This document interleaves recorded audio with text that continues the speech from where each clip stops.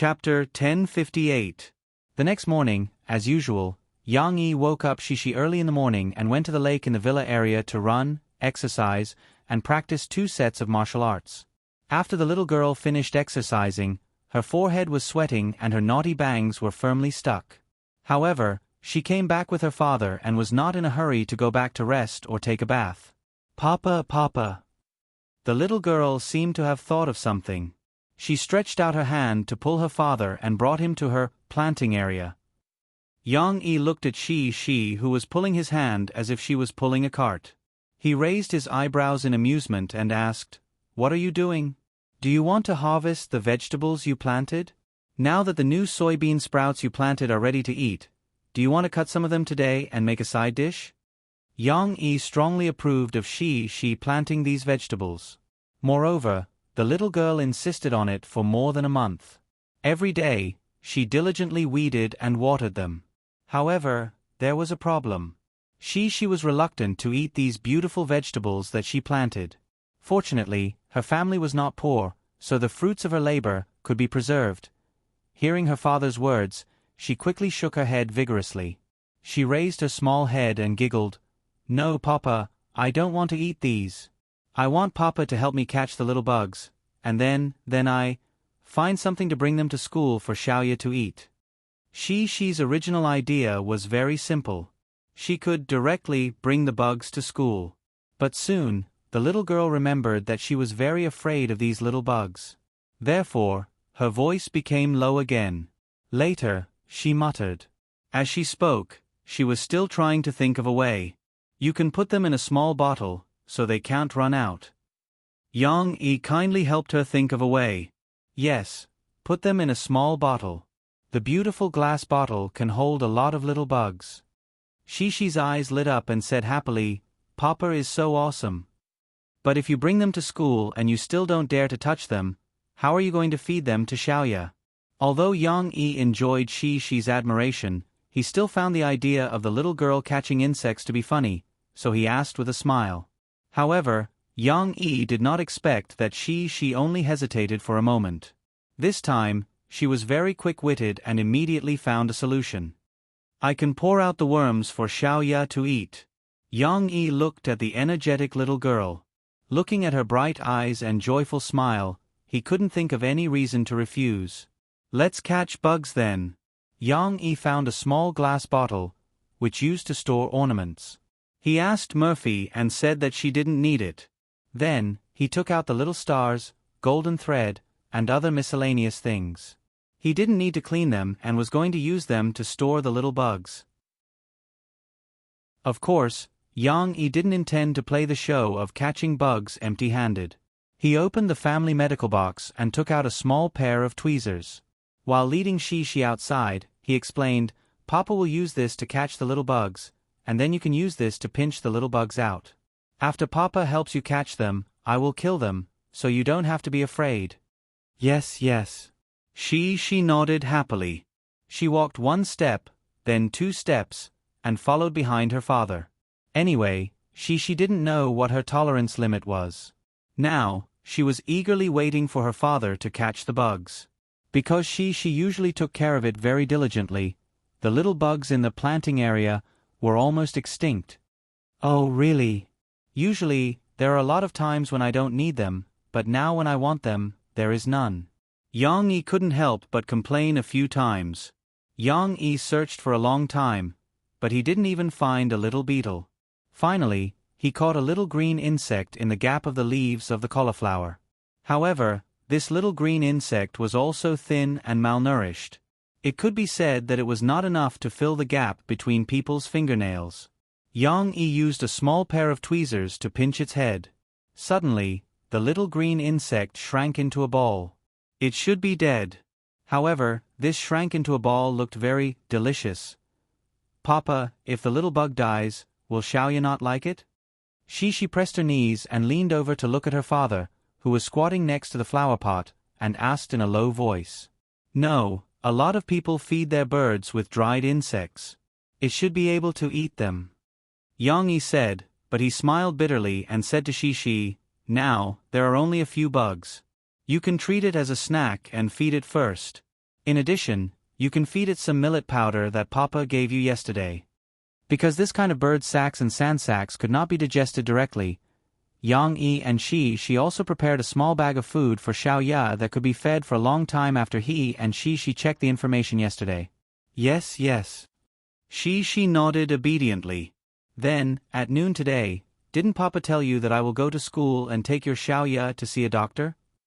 Yang Yi straightened up with a smile and said, at that time, I will buy it some breadworms and suitable materials for it to eat, so that it can eat more in the future. Okay. She nodded her little head happily and followed behind her father. Look at her happy face, as if she was Xiao Ya. A little bird touched the hearts of many children.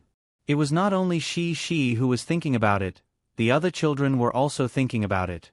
Therefore, when Cici arrived at school early in the morning, she saw that many of her classmates had prepared fresh food for Xiao Ya. There were apple slices and breadcrumbs. There were also some children who had rolled the buns that they had eaten in the morning into small round balls and secretly brought them over in their pockets. Of course, what made Cici the happiest was that after a night of rest, Xiao Ya had finally recovered quite a bit of energy. Although it couldn't fly, its slender little feet were very strong. It jumped around in the small cage and chirped at the children who were surrounding it. It was quite bold. When others threw apple pieces into the cage, it happily pecked and ate them. Its tail was curled up and twisted, so lively that it did not look like an injured bird. Its small cage is dirty. Don't put the apple on the dirty cage for it to eat. Wang Lei was at the side. He was short and could not reach it, so he anxiously jumped and protested. It's coming, it's coming. Thursday's person in charge, Chao Rolin, was very enthusiastic. She ran over with a rag to wipe the window, opened the small cage and reached in to wipe the bird poop. Very quickly, the small cage became clean again, but the rag became dirty and smelly.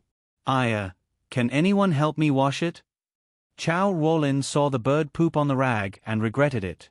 She anxiously pinched the corner of the rag and stamped her feet. Please.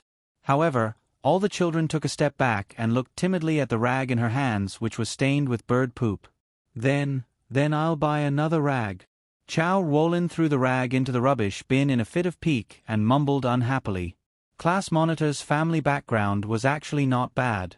Usually, the car that sent her to and fro was more expensive than Yang Yi's car.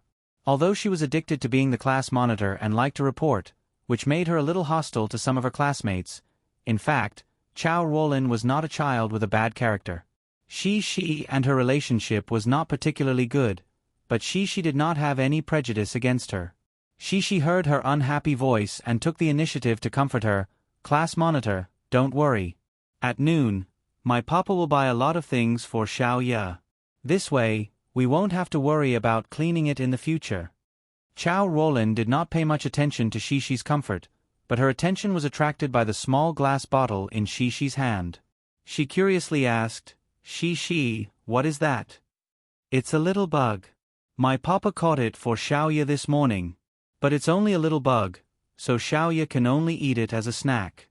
At noon, my papa will buy a lot of dried bugs for Xiao Ya. Xiao Ya will definitely like it. She sweetly smiled and introduced. The little girl held a small pair of tweezers in her other hand. She was ready to feed Xiao Ya the little bug. Chapter 1059. There's a bug? Almost all the girls, including Lu Xiaoyu, took a few steps back and looked at Cici in shock. However, there were a few boys who were either really brave or wanted to show off their masculinity in front of the girls, so they came up to her. Let me see what kind of bug it is. Chen Yuxuan excitedly wanted to grab Shishi's hand. However, Shishi nimbly dodged and the little girl shouted, You can't touch it. You can stand aside and watch. Okay then. Therefore, the few boys surrounded the desk and stretched their necks to look at the small bottle that Shishi had placed on the empty desk at the back of the classroom. The others couldn't help but be curious. Since she had explained that it was a dead bug, they gathered their courage and stood behind to watch carefully. She was going to feed the bird a bug. Shishi leaned half of her body on the desk and supported her body with her left arm. She held the small tweezers in her right hand, but when she faced the mouth of the glass bottle, the small tweezers trembled slightly and made a small noise with the glass bottle. In fact, her heart was beating like a drum. Papa said that the little bug won't move. The little girl muttered in her heart and encouraged herself. She stretched out the small tweezers, put them in, and gently picked it up. There seemed to be no twists and turns in the process.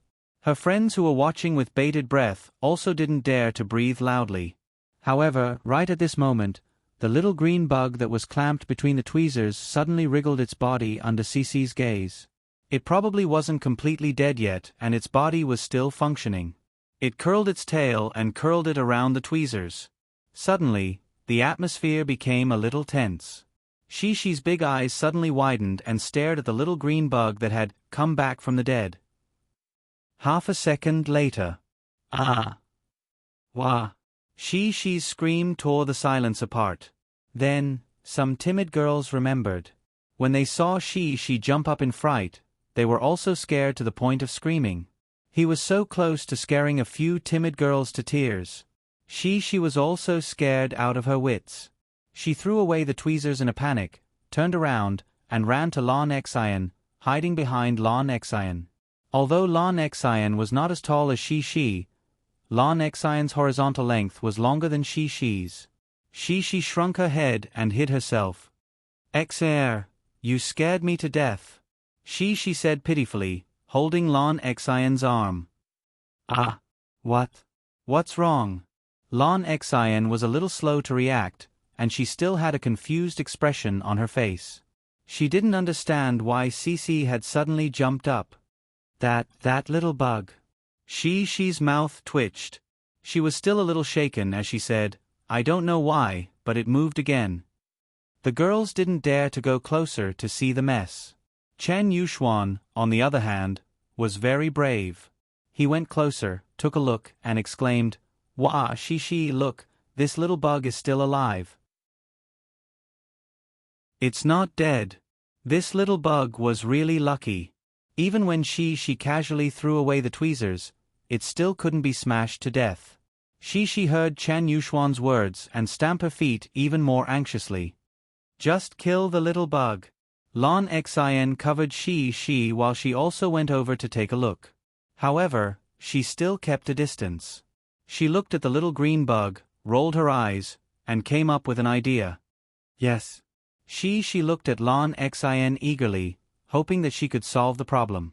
However, Lon Xian was also afraid. She just looked calm on the surface. Lon Xian didn't dare to touch this little bug. "Chen Yuxuan, why don't you help us kill it?" She looked at Lon Xian. Lon Xian looked at Chen Yuxuan, who didn't seem to be afraid at all. "No, Robin." Chen Yuxuan saw that his opportunity to show off had come, so he proudly said an English sentence. He probably learned it from the TV. His pronunciation was not very accurate. However, at this time, Shishi forgot to correct him. Chen Yuxuan looked left and right. There were no other tools, so he simply bent down and took off his sandals. He held them and prepared to slam them on the table. "Ah! Wait, Chen Yuxuan, what are you doing?" She cried out in surprise. At this time, Shishi had already recovered from the sudden shock. She also couldn't help but stand beside Lon Xian to watch. "I'm going to kill it," Chen Yuxuan said matter-of-factly. "But that's too cruel. You can't use slippers. Use my little tweezers," she said nervously with her two small hands in front of her chest. "Yes, that's too cruel." Shishi's words were echoed by many girls. "Oh, I really don't understand you girls.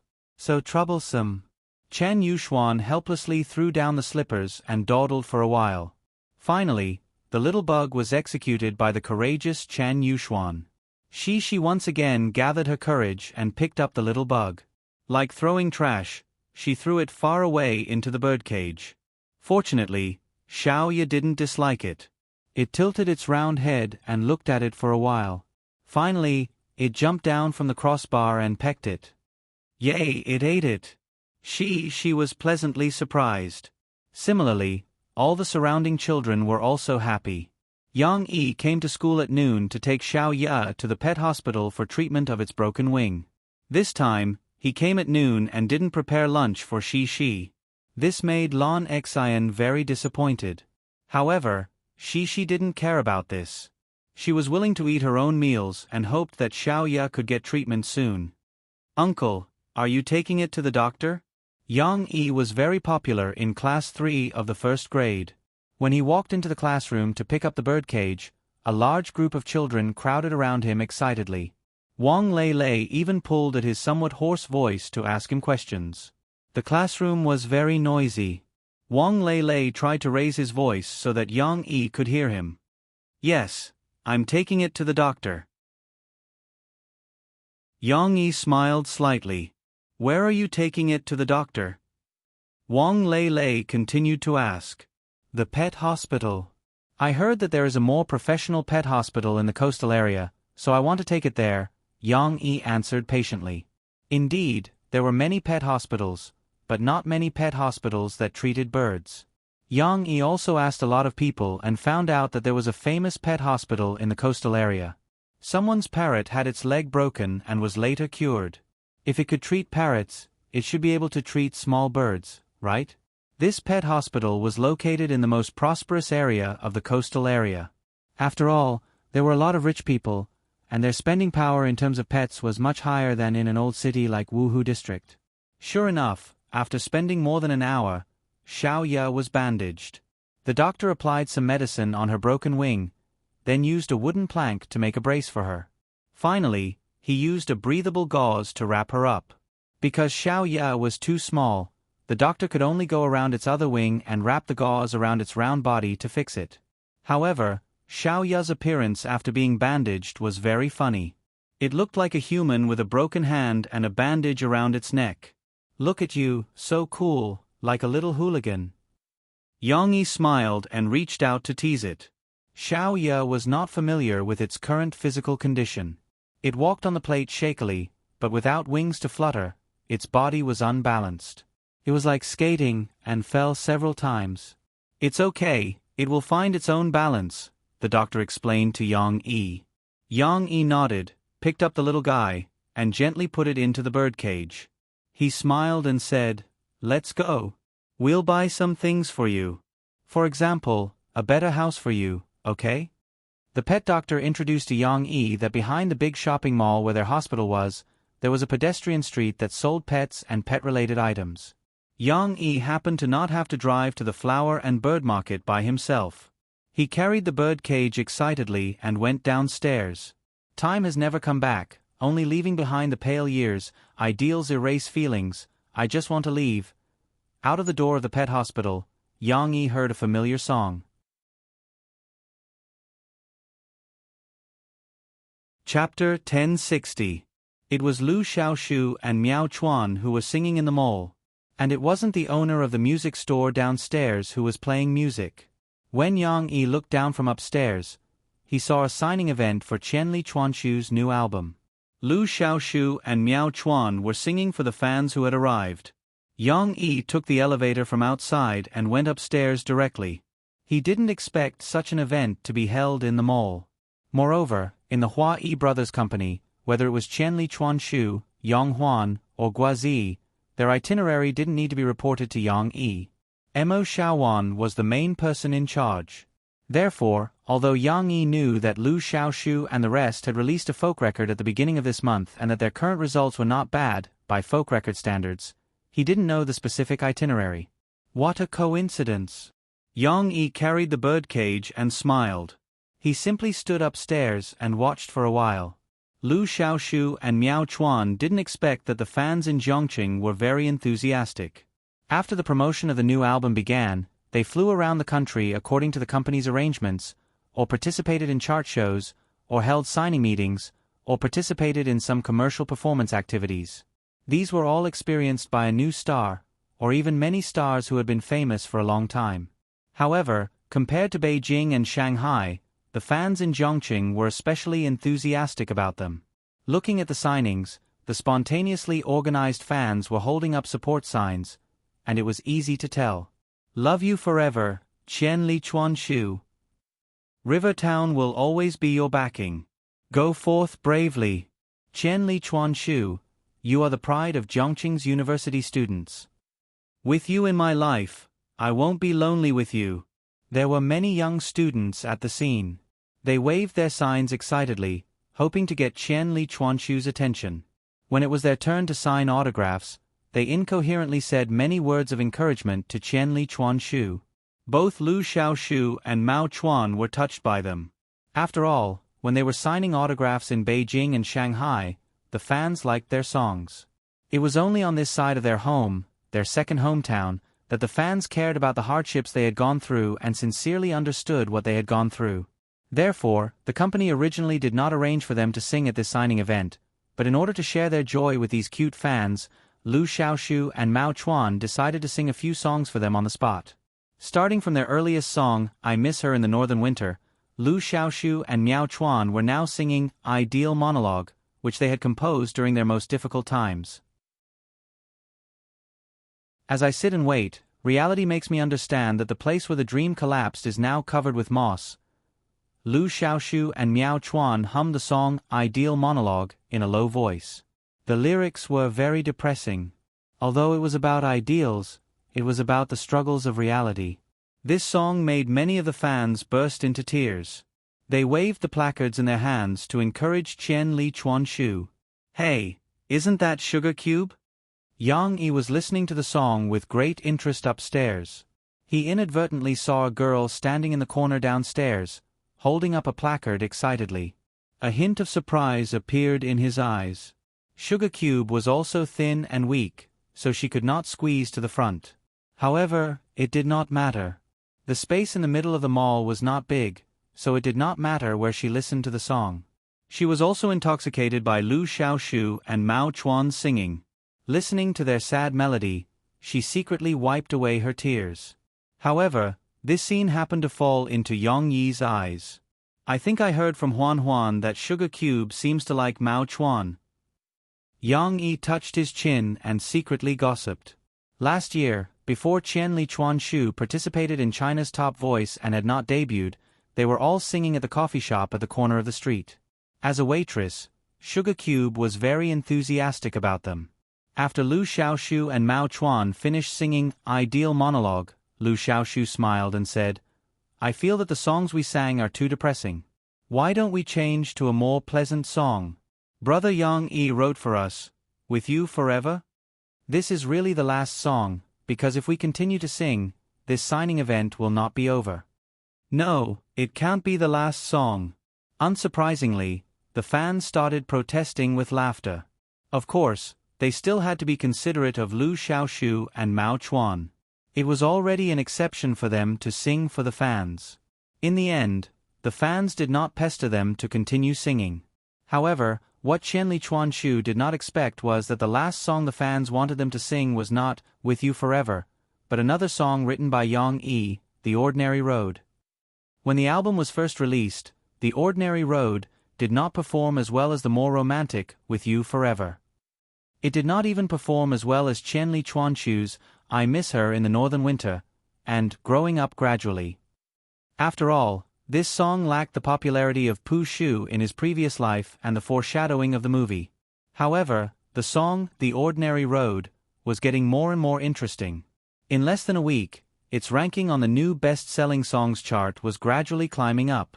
Currently, The Ordinary Road was second only to With You Forever. It was a pity that both songs were blocked outside the top 20. Perhaps they needed to continue building up their foundation. No matter what, since the fans wanted to listen to The Ordinary Road, Lu Xiaoshu and Mao Chuan picked up their guitars and started plucking the strings, playing the guitar of this song. Compared to the richer melodies on the record, the guitar playing of The Ordinary Road had a unique, simple, and pure feeling. Wandering on the Road. Mao Chuan's clear and sad voice opened the prelude to this song. As if affected by this song, the originally noisy shopping mall gradually quieted down. Whether it was Qian Li Chuanshu's fans or some passers-by who were shopping, they could not help but stop and listen. Two big boys were standing on a small stage, playing their guitars while singing with a microphone and sound system that were of poor quality. It was quite fun. It seemed to be as simple as described in the lyrics, but it was very close to reality and very down to earth. I've crossed mountains and seas. I've also passed through a sea of people. Everything I once had, in the blink of an eye, drifted away like smoke. This part of the lyrics was still catchy. Many fans who liked this song couldn't help but hum along. However, Yang Yi, who was upstairs, felt that Lu Xiaoshu and Mao Chuan singing was the climax of their chorus. I once lost all my sense of direction, until I saw that being ordinary was the only answer. Maybe it was more in line with their state of mind? Actually, wasn't this song a portrayal of Yang Yi himself? On Tuesday, Murphy showed Yang Yi a music review of The Ordinary Road. It said this: The Ordinary Road was written by Yang Yi for Qianli Chuanshu, but I feel that it is more like an encouragement to himself. Now, Yang Yi's net worth is the best in the entertainment industry. It can be said that he is completely extraordinary. However, he is still the same as when he first debuted. He is low-key, calm, doesn't seek the limelight, doesn't cause trouble, and concentrates on music. That is why even though he has a net worth of billions, he still has an endless stream of works. Perhaps, being ordinary is the true path of music. This statement was not completely correct about Yang Yi, but the general direction was not wrong. Yang Yi indeed yearned for being ordinary. He wanted to cherish the warm and happy family he had now, live the ordinary and happy life he had now, and occasionally create some works to satisfy his literary and artistic feelings, and then accompany Mo Fei to sing songs together, and take his family to travel together. That was enough.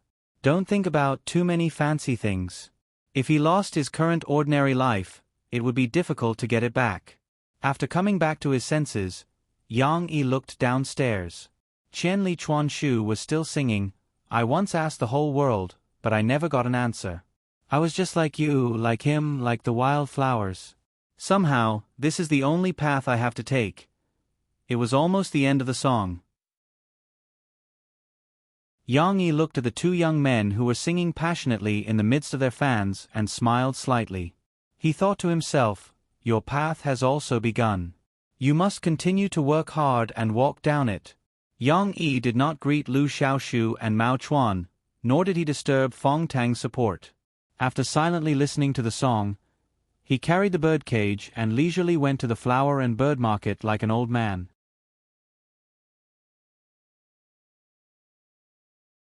Chapter 1061. Before school ended on Thursday afternoon, Xiaoya was finally sent back to school. But this time, Xiaoya could be said to be living the life of a rich little bird. Because compared to the little birdcage from before, the birdcage that Xiaoya lived in now could be called a luxurious villa. The space was big enough to occupy more than half of the empty desk.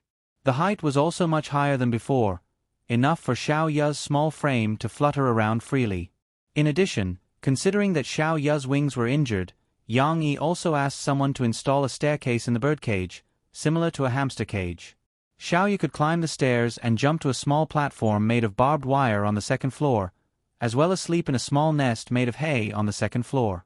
There was a water dispenser, a food bowl, and everything else. The easier-to-open cage door was also convenient for the children to clean up Xiaoya. In the blink of an eye, it was Friday afternoon again. After school, many children ran out of school in high spirits because they were going to welcome another weekend where they could let go of themselves. However, when Yang Yi saw Shi Shi and Lan Xian come out, the little girl was a little unhappy. At first, Yang Yi thought that Shi Shi was unhappy because she had to say goodbye to Xiaoya for 2 days and was a little reluctant to part. However, while driving, Shi Shi and Lan Xian, the two little girls, were chattering in the back, which made Yang Yi feel that something was wrong.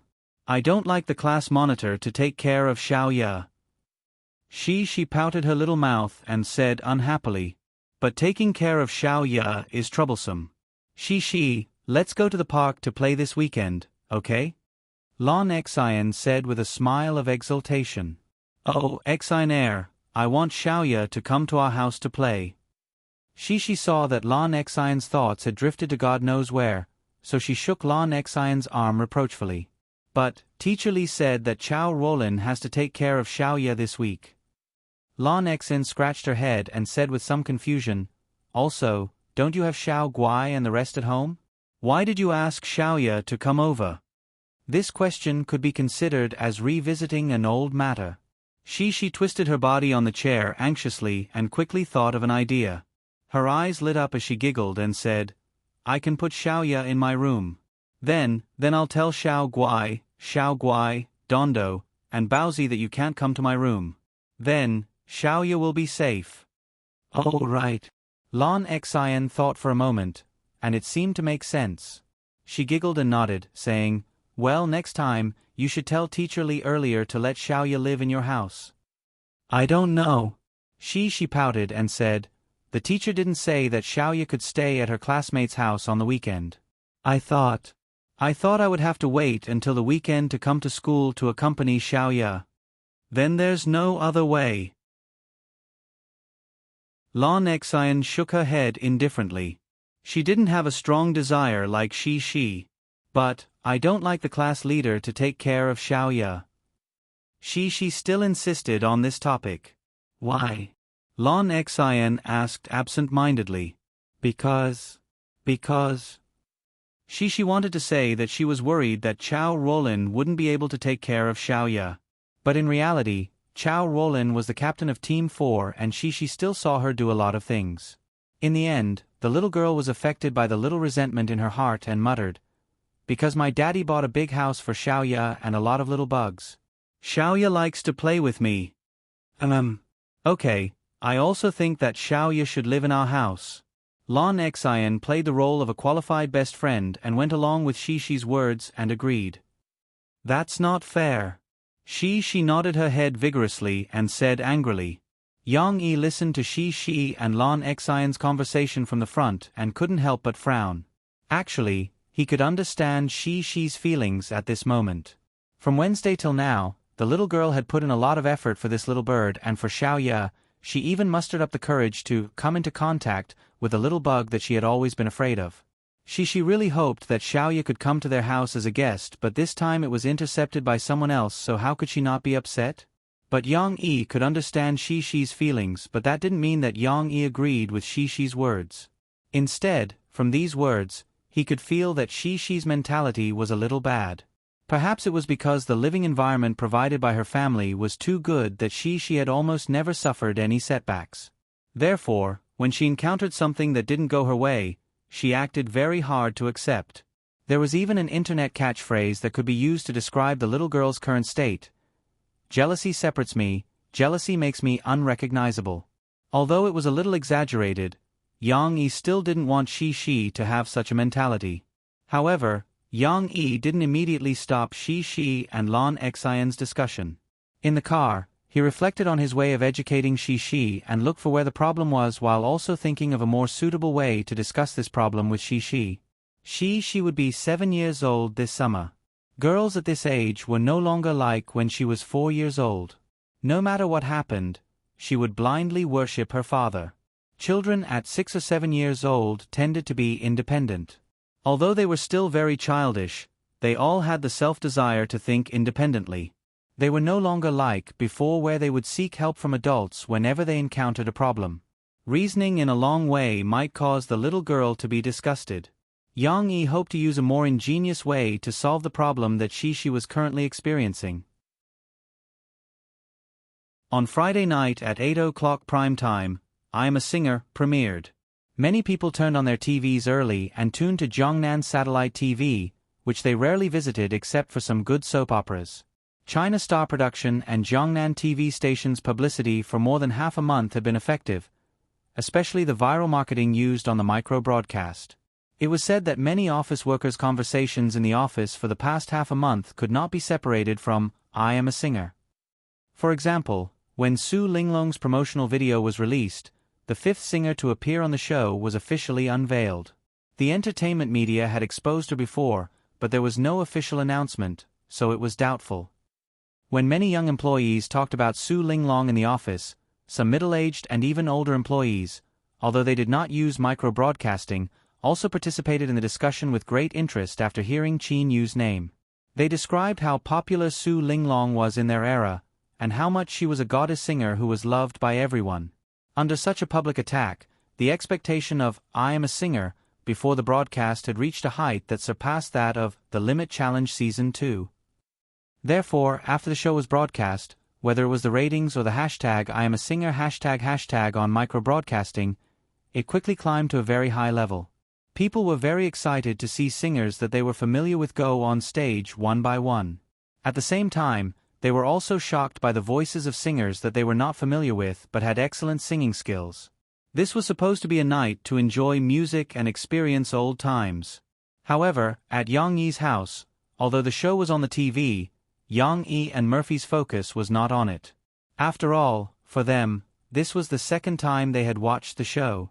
Shi and Tong Tong, who were playing in the living room, were still the subject of their discussion.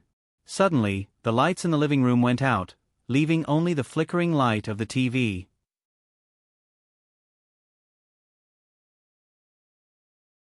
Chapter 1062.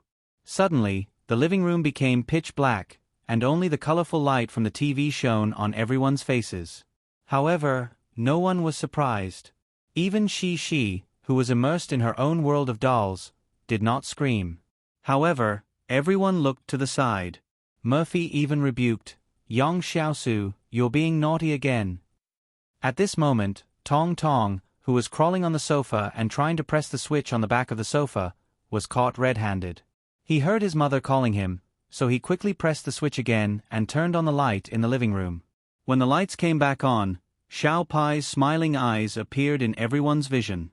The little guy giggled and didn't feel embarrassed at being caught. He stepped on the soft sofa and walked slowly to his mother's side. Tong Tong's range of activities had expanded, and he was gradually not satisfied with the small toys that he usually played with. He was full of curiosity about the world, and he constantly explored many places in the house that he had never touched before. For example, he did not know when, but he suddenly felt that it was very interesting to press the switch when his parents turned on the lights. Therefore, he started to play with the switch. Usually, he could not reach most of the switches in the house, except for this one, which was built on the sofa for convenience. Therefore, he treated this switch as his new toy. After doing so many mischievous pranks, it was easy for everyone to figure out who had caused the light to go off just now. "Don't come over, you're being naughty." Murphy rejected Tong Tong's open arms and deliberately said with a straight face, "Mom." Tong Tong anxiously stepped on the sofa and looked at his mother pitifully. "Is the light switch that fun? Look at sister, she didn't even play with the switch." Murphy pointed at Shi and said to Tong Tong, He, I won't play like little brother." Cece turned her head and said with a smile, her eyebrows raised. Little rascal still knew that his mother and sister were talking about him, so he unwillingly used his little butt to squeeze his mother's arm. As he twisted, he pouted his little mouth and unwillingly made a woo-woo sound. Yang Yi knew that no matter what Murphy said, it would be useless. Tong Tong would not be reasonable with her. If she tried to reason with him now, he would forget about it later when he wanted to play a prank. The best solution was not to reprimand him, but to find something for him to exhaust his vigorous energy. Yang Yi thought for a while, then got up and went to the side hall to get 2 sets of plastic cups that were usually used to entertain guests. Because some of Cece's friends often came to visit, or some of Yang Yi's and Mo Fei's friends and relatives in Jiang City would also come to play, Yang Yi bought this plastic cup set with different colors. There were 7 plastic cups in a set, which was like a rainbow, with 7 different colors. The plastic cups were made of light material, so they could be used to serve guests with water that was not too hot, or any of the drinks that Yang Yi made. The different and bright colors were also very popular with the children. Of course, Yang Yi took out these cups mainly because they were of the same size and were made of the same glossy material. Shi, Hua, come here. Daddy is going to teach you a very interesting game." Yang Yi greeted them with a smile. He cleared the coffee table and took out the topmost cup from the set of 7. He put it aside and placed the remaining 6 cups on the table. Okay. She was the most supportive. She excitedly put down her soft toy, climbed over, and sat next to her father. Hua, go and see what Daddy is going to play with you." Tong Tong was still pestering his mother, but when he saw his sister's happy expression and his mother's words, he hesitated for a while, then carefully climbed down from the sofa and moved to his sister's side. "Sit here, little brother, sit here." She patted the seat next to her and called out to Tong Tong. She liked the feeling of her father and brother sitting on either side of her. Perhaps it gave her a sense of security. Tong Tong did not mind. He obediently listened to his sister's instructions. Moreover, Tong Tong liked to imitate his sister, whom he admired. She sat next to the coffee table, her two slender legs stretched out under the coffee table. Tong Tong followed suit and did not sit cross-legged.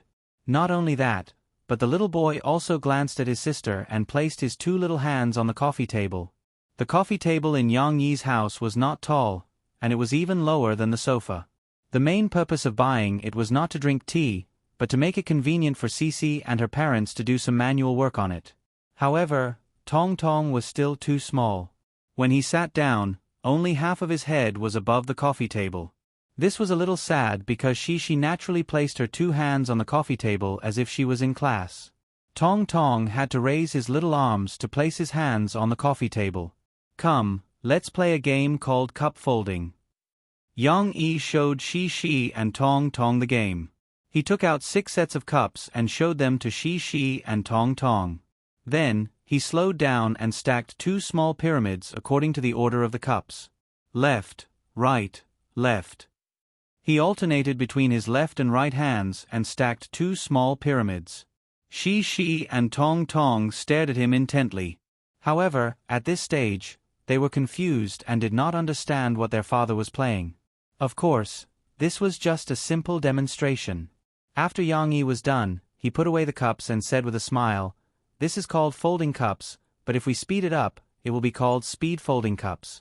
This is a more classic competitive game. Daddy will demonstrate it to you." He placed the 6 cups in a pyramid in the middle of the coffee table. Then, in the blink of an eye, he grabbed 3 cups with his left hand and the remaining 2 with his right hand. Then, he quickly overlapped his left and right hands. A pyramid of 6 cups stacked up in the blink of an eye. How fast was Yang Yi's hand speed?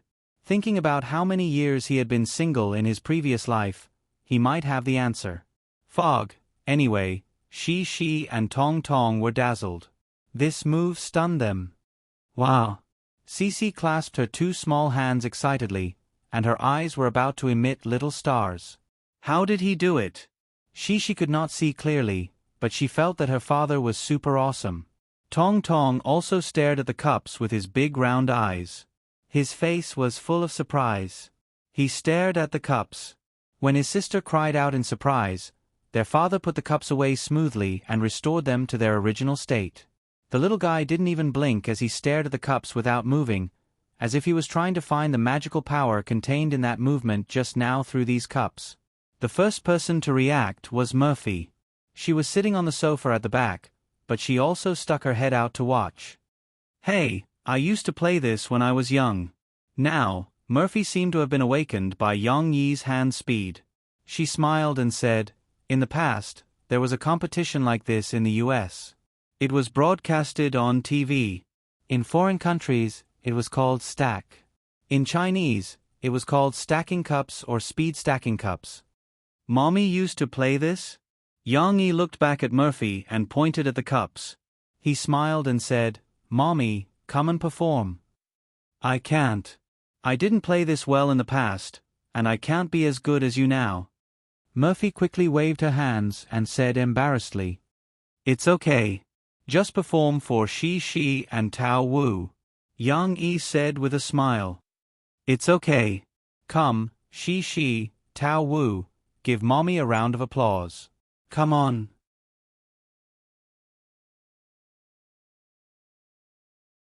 Chapter 1063.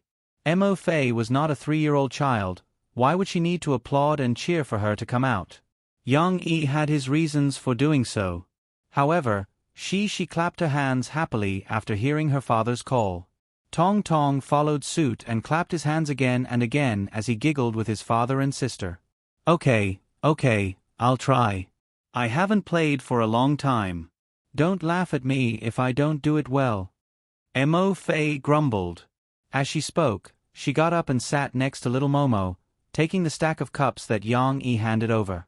Normally, a competition would use up to 12 cups to play 3-6-3 or some other stacking method. However, Murphy was not confident that she could do it. She followed Yang Yi's demonstration and tried it out. "I think I'll do it in threes," Murphy mumbled as she pressed the cup pyramid with her left hand and reached for the topmost 3 cups with her right hand.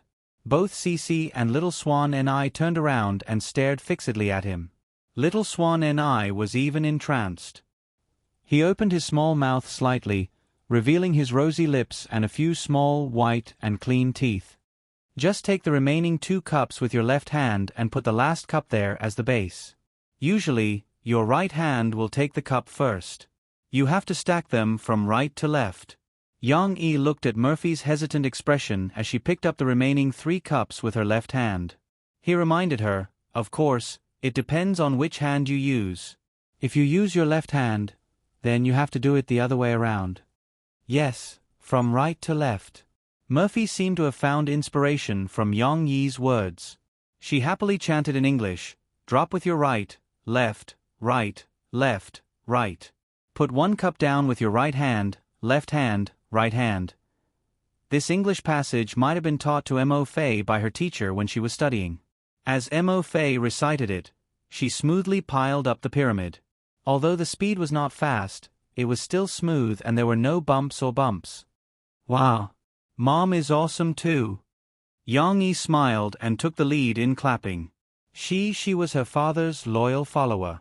She also clapped. However, the little girl was now interested. She looked at the cup in her mother's hand and moved her little but restlessly. She also wanted to play. Tong Tong, on the other hand, was still in a daze. He stared blankly at his mother without blinking. "Don't be in such a hurry to flatter him. I'll do it again and slowly get the feeling," Mo Fei said with a grin. She was also having a good time. She took the cup excitedly, folded it again, and did it again. It had to be said that Murphy had been practicing piano since she was a child, so her long and slender fingers were a benefit. After she folded the cup a few times, her movements became smoother and smoother. Although she was not as fast as Yang Yi, she gradually made Shi and Tong Tong dazzled.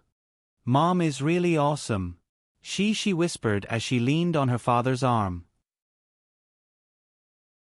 Her eyes were filled with envy. "Hey, play too." Tong Tong finally reacted.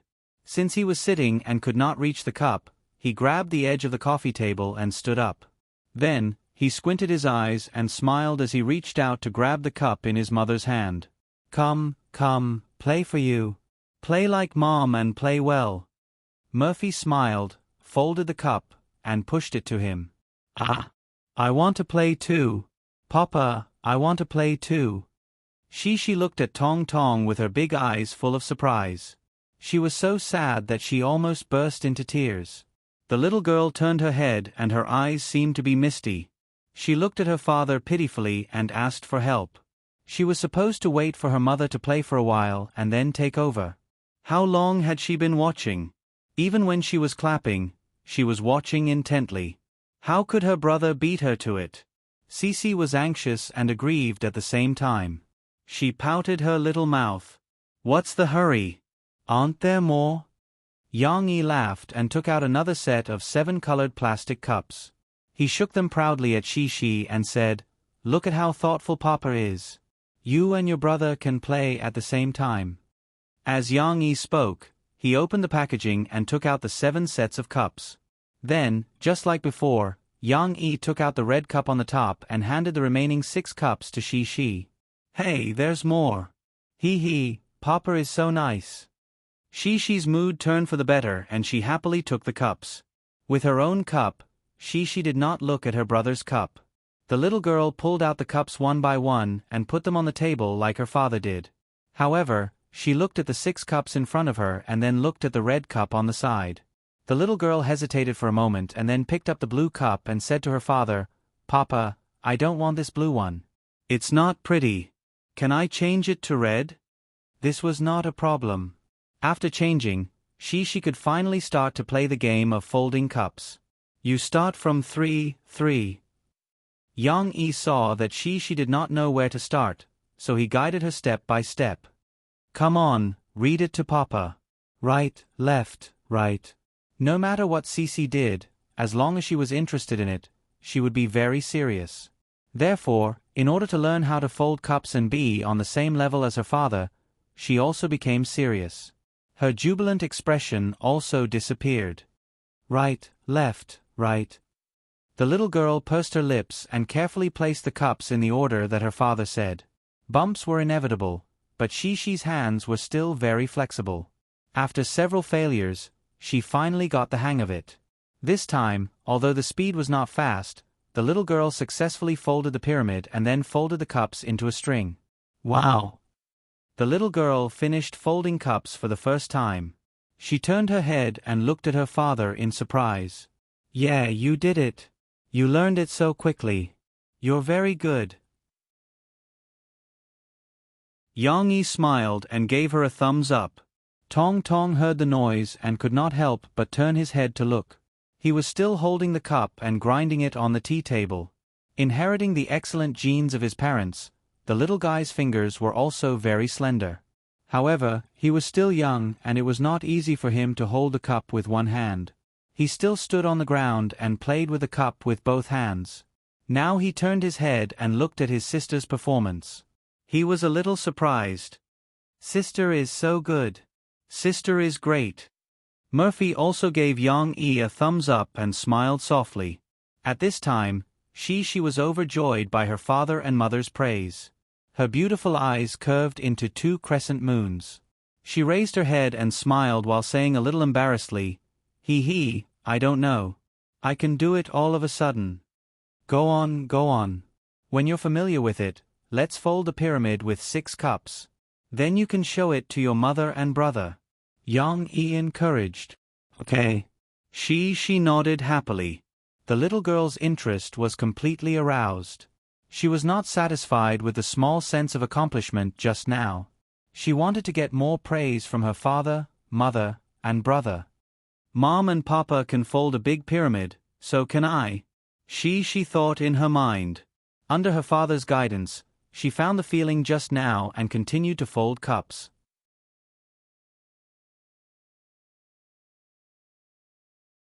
Chapter 1064. The game of stacking cups seemed a little brainless, but once you got used to it, there was an inexplicable attraction, just like spinning a pen. She, who was nimble with her hands, gradually grasped the rules of the pyramid made of 6 cups. All that was left was to practice over and over again to improve her proficiency. However, her performance was still the same as when she first started playing. She was in high spirits and focused. At around 8 o'clock, Murphy called her to take a bath. The little girl couldn't bear to put her down, just like when she was watching TV and was called to do something by her mother. She acted coquettishly and said that she wanted to play for a while more. Play again tomorrow. Daddy will teach you a more difficult game tomorrow. It was Yang Yi who put away her cup and said a few words. Only then did she reluctantly follow her mother upstairs to take a bath. The I Am a Singer on TV was nearing the end, but because Yang Yi brought the 2 little guys home early, he didn't see the rest of the plot. Therefore, although he knew what the ending was, Yang Yi still watched the final voting and ranking segment with great interest. It's a little dragging. Yang Yi looked at the last segment that dragged on and deliberately made suspenseful ranking segment. He couldn't help but frown. It was a little similar to what Yang Yi saw in his previous life. There were some areas that were criticized. It was obviously a simple ranking. Whether it was typed on the screen or read out directly, it would take tens of seconds. Why would it take more than 10 minutes to explain? In Yang Yi's proposal, it was a lot simpler. Of course, Yang Yi didn't care too much about it. His level of thinking had improved a lot. From this segment of the program, his first thought was not to refute Hong Yumin, the executive director, for what he was doing. Instead, he thought about Hong Yumin's intentions. Perhaps creating suspense and increasing the atmosphere of the competition wasn't a bad thing from a program's design, right? It couldn't just be singing. If the small segments around the singing were ignored, it would be easy for the audience to develop aesthetic fatigue. Perhaps for the ordinary audience, they weren't just pure music lovers like Yang Yi. Listening to songs was just one of their reasons for watching the show. Other than that, they might also be very interested in the performances of the singers on stage and behind the scenes. After a short period of thinking, Yang Yi also realized the limitations of his ability. Professional matters should be left to the professionals. Yang Yi shook his head gently. He got up and turned off the TV. He was about to call Tong Tong upstairs to take a bath. But when he turned off the TV and turned around, he was surprised to find that in the past few minutes, Xiao Xiaofeng had actually taken those few cups and set up a very special pyramid for himself. Yang Yi knew that the little boy's hands were too small, so he couldn't control them well. Therefore, he and Murphy didn't teach him how to make the cups. Shi, on the other hand, was concerned about her little brother. She helped him make the pyramid and wanted to teach her little brother. However, in the end, she gave up and gave up. Tong Tong persevered. Without his father's attention, he stood at the side and played by himself. He flipped the cups a few times. This time, the little boy succeeded. Yang Yi saw that Tong Tong's pyramid was different from the others. He placed the 4 cups on the first layer in a circle. Then, he placed another cup on the second layer. The most difficult part was the third layer. In order to place the cup on the second layer, he placed the cup on the bottom of the second layer. But one had to know that the other cups were placed upside down. Tong Tong tried his best to learn from his sister and mother. He didn't expect that in the end, he would come up with a new trick. He used the same 6 cups to make a 3-tiered pyramid. Of course, Tong Tong's performance wasn't particularly surprising. After all, any older child, such as Shi, could do the same. What surprised Yang Yi was that Tong Tong's little brain was quite smart. After failing a few times, he was able to use his own brain to find the most suitable pyramid for himself. This was rare. Anyone could imitate, but what was rare was that he was able to come up with new ideas. Also, what interested Yang Yi was that when Tong Tong's chubby little hands were fiddling with the cups, he controlled his strength well. He didn't shake the cups. Instead, he held the cups steadily. In the end, Tong Tong opened his little mouth and looked as though he was about to drool.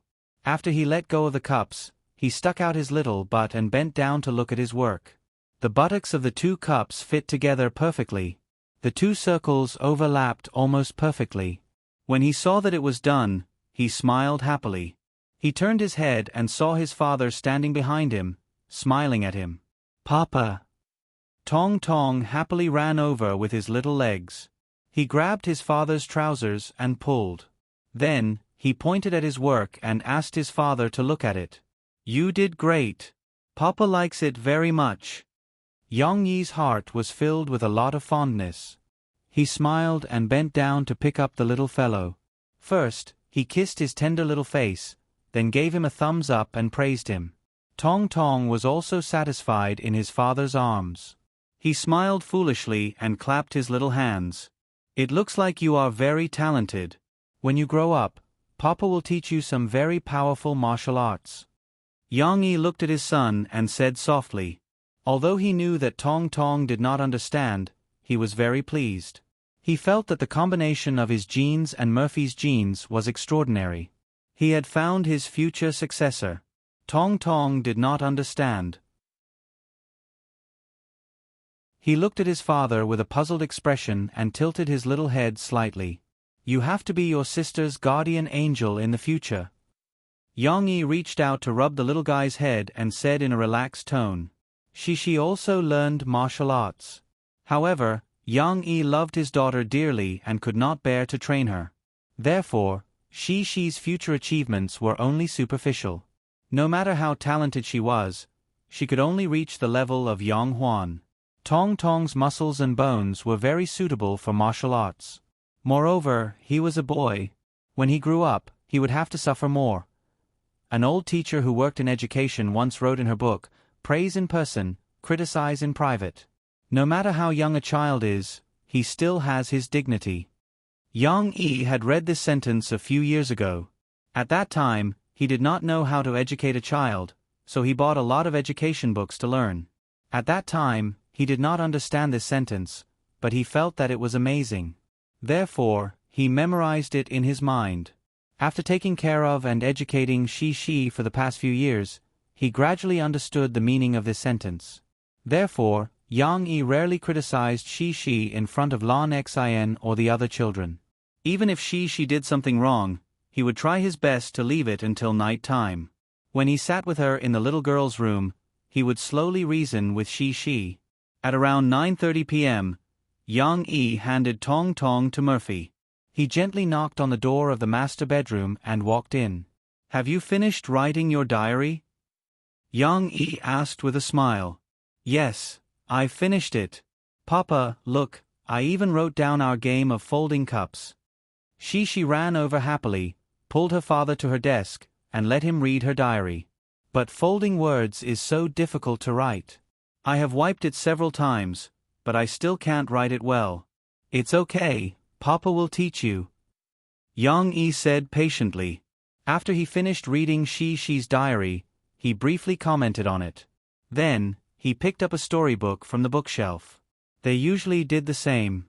Before she went to bed, she would read with her father for a period of time.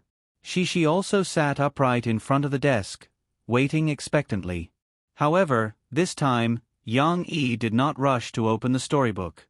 Instead, he clasped it in his hand and said with a smile, She, Papa wants to ask you a question. Did you have fun playing the game of folding cups today?"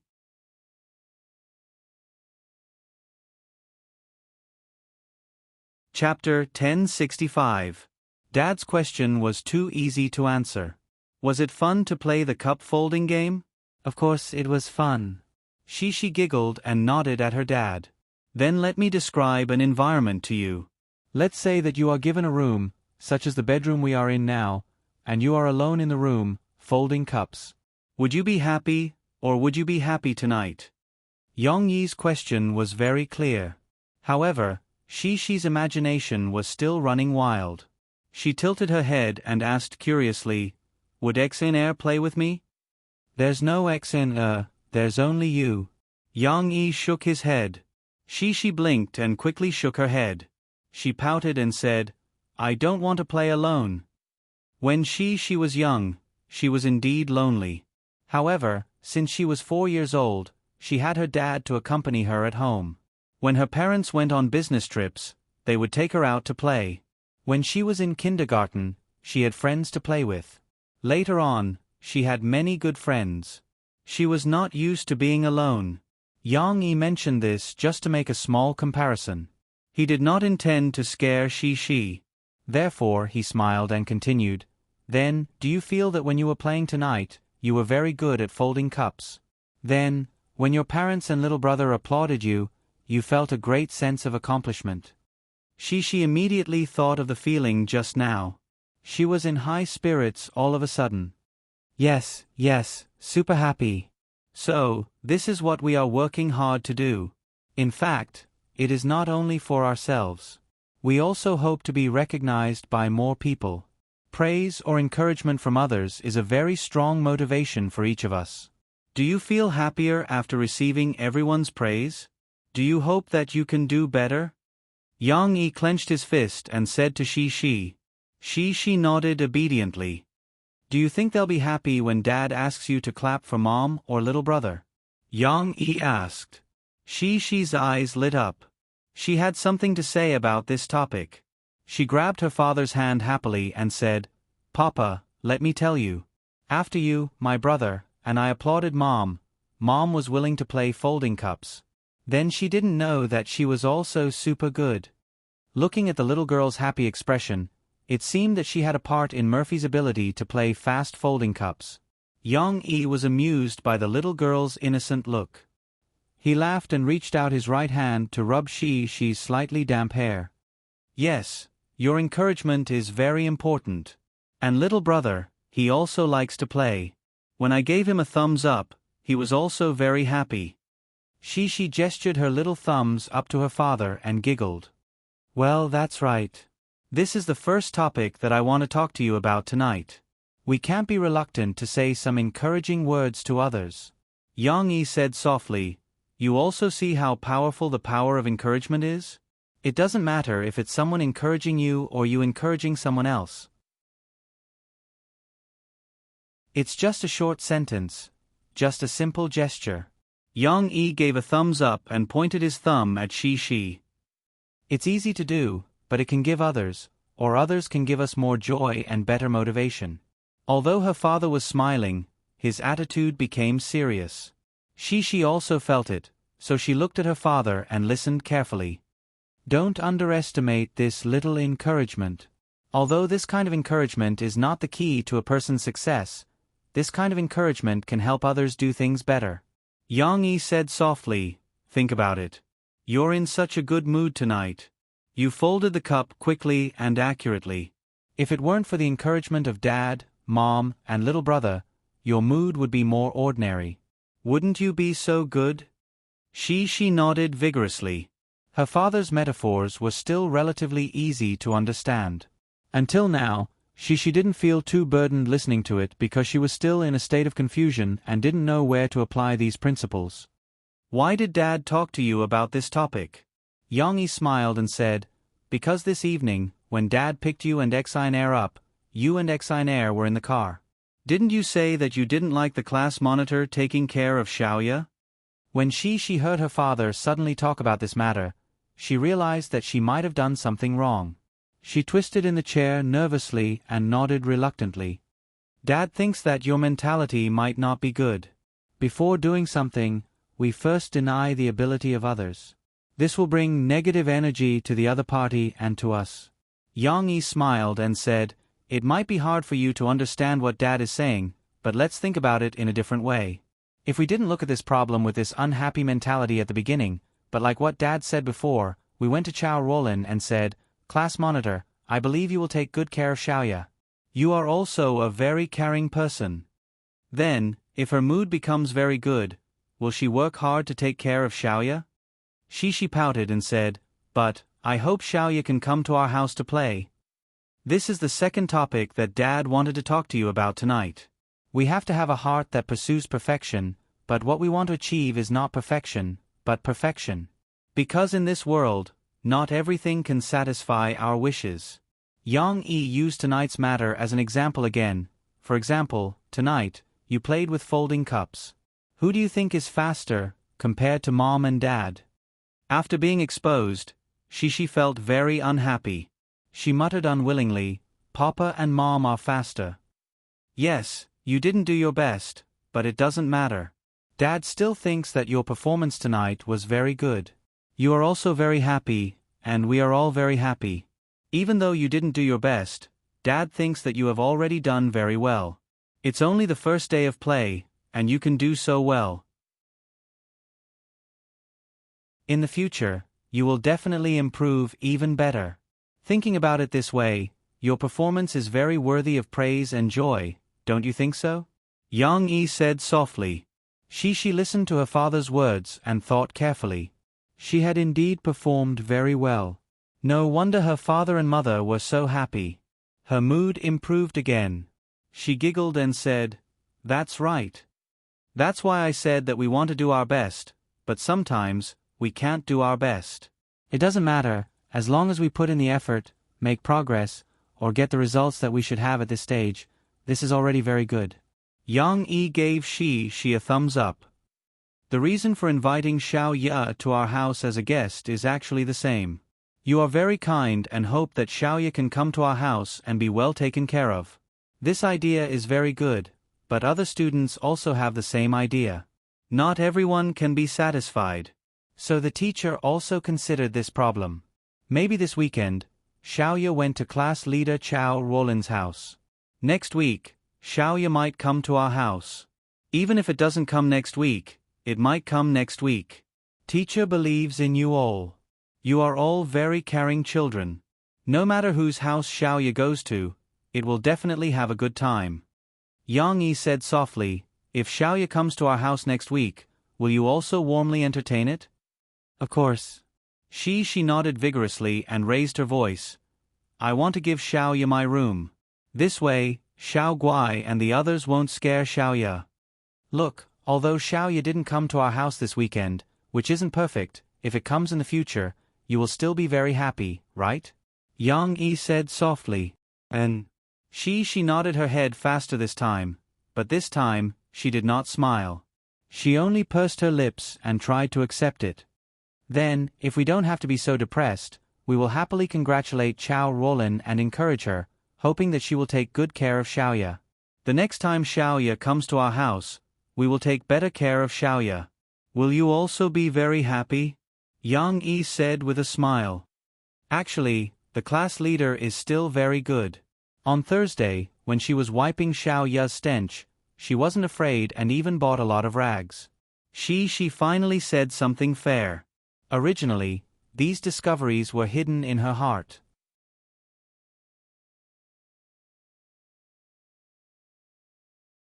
Chapter 1066. Yang Yi originally thought that he would have to spend more time to persuade Shi, but he did not expect the little girl to think it through so quickly.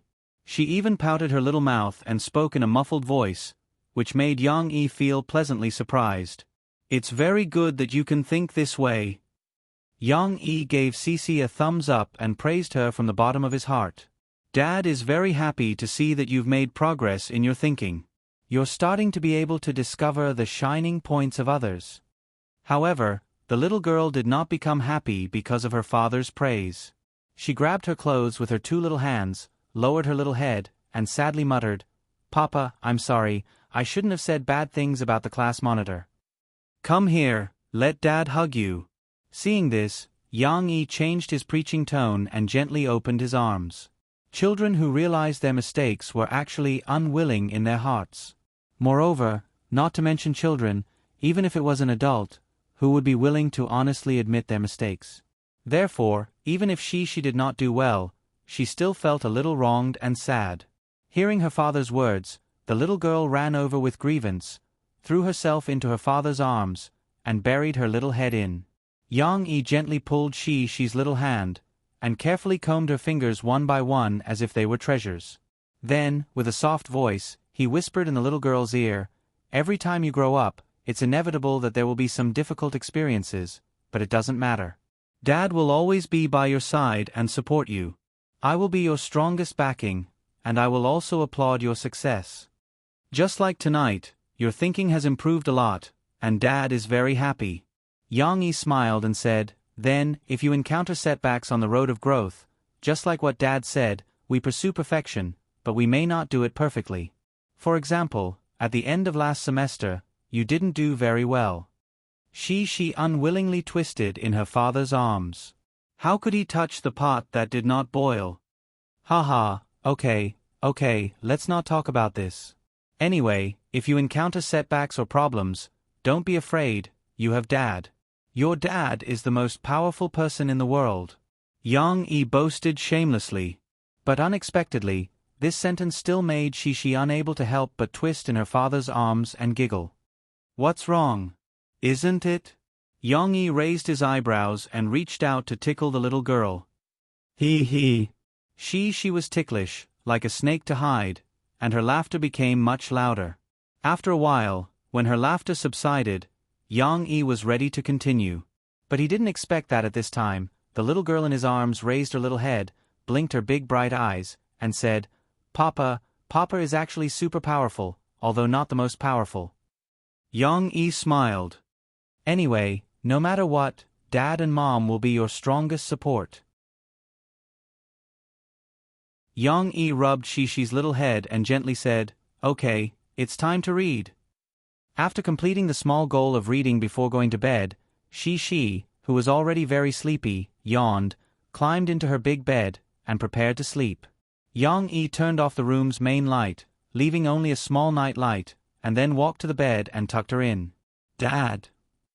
The little girl's voice was like a whisper. "Yes.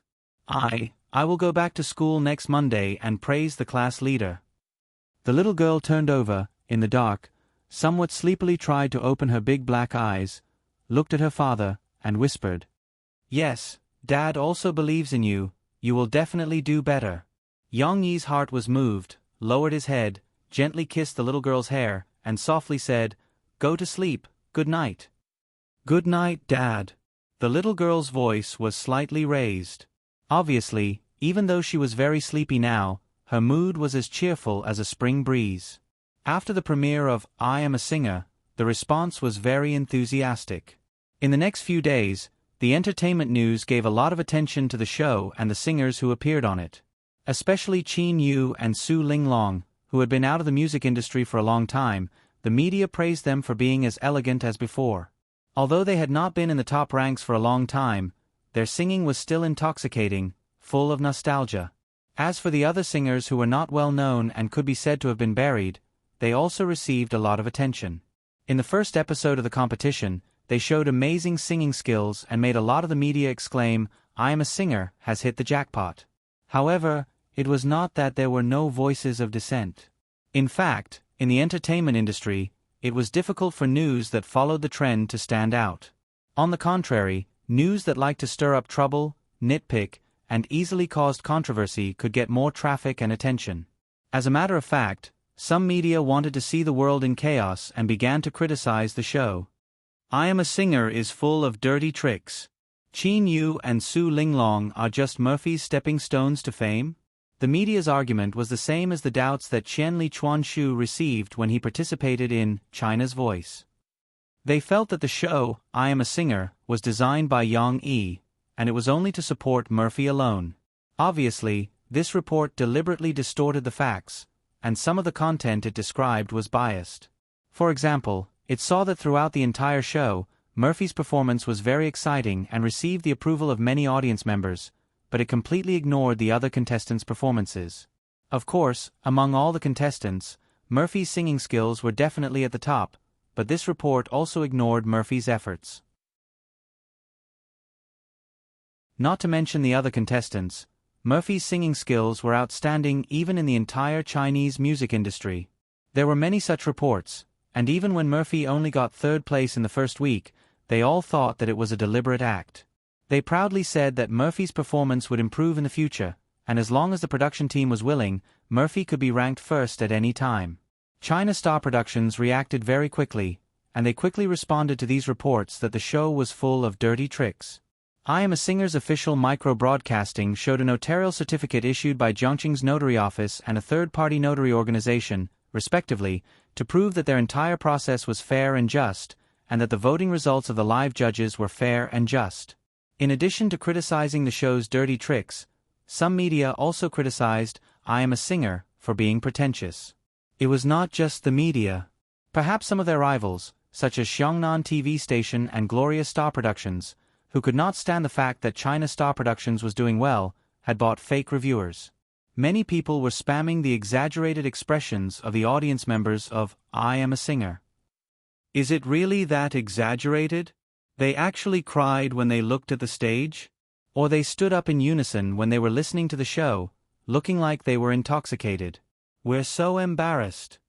The audience members were hired by the production team, right? Even China's Voice isn't as weird as this. Zhongxing Production didn't respond to the Water Army's defamation. It was good to have some controversy. Yun Yongfeng told the people from the operations department in the company, "It's a good thing that people are arguing about your show. There won't be any controversy. The more they argue, the more people will watch our show. As long as we guarantee the show's quality, we don't have to worry about the show not being popular."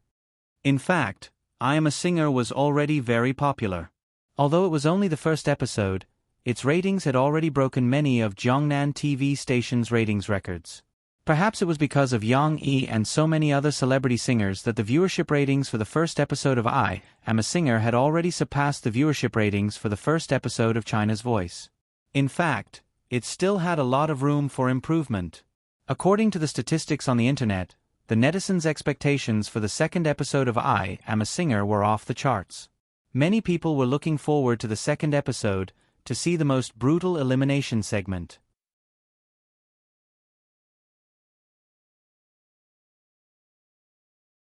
Chapter 1067. Xiao Yu's popularity was slowly dwindling.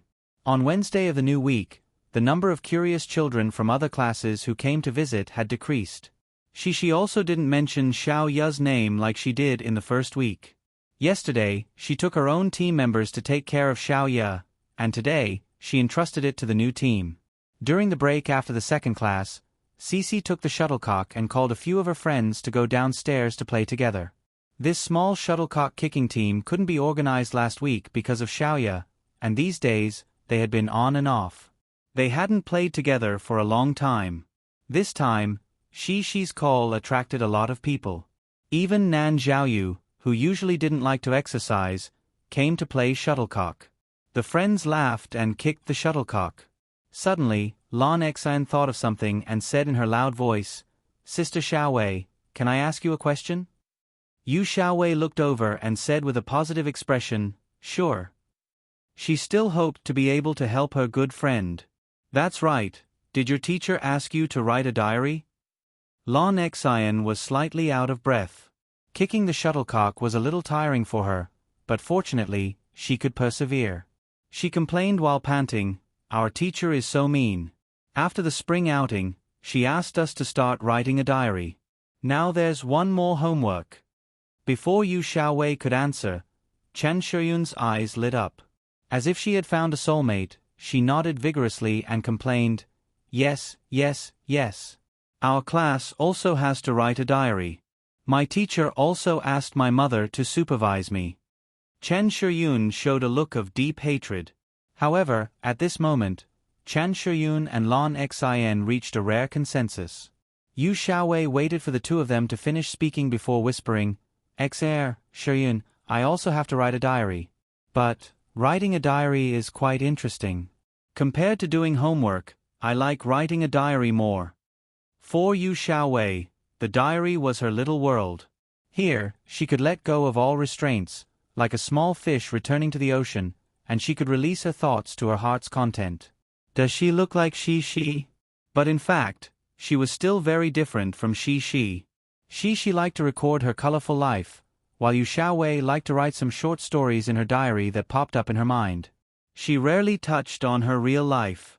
At most, in the past 6 months, her handwriting had some interesting stories about her good friends like Xi, or some figures of her family's puppy, Noodles.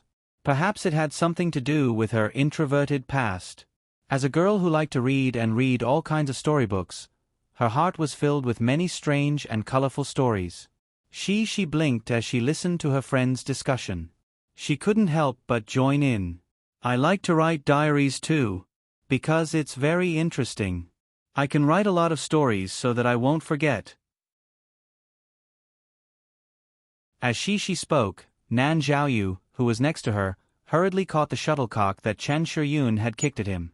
Then, as if it was a hot potato, he hurriedly kicked it out. It happened to fly in the direction of Xi. She was so engrossed in talking that she forgot to catch it.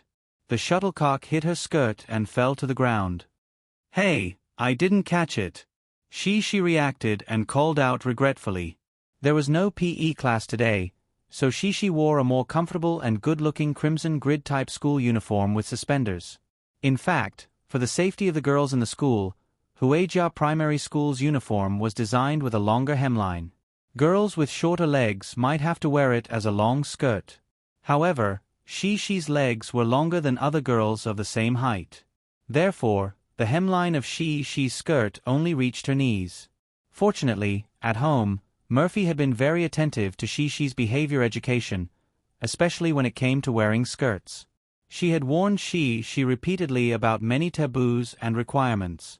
Therefore, when the little girl saw the shuttlecock fall, she bent down and squatted down.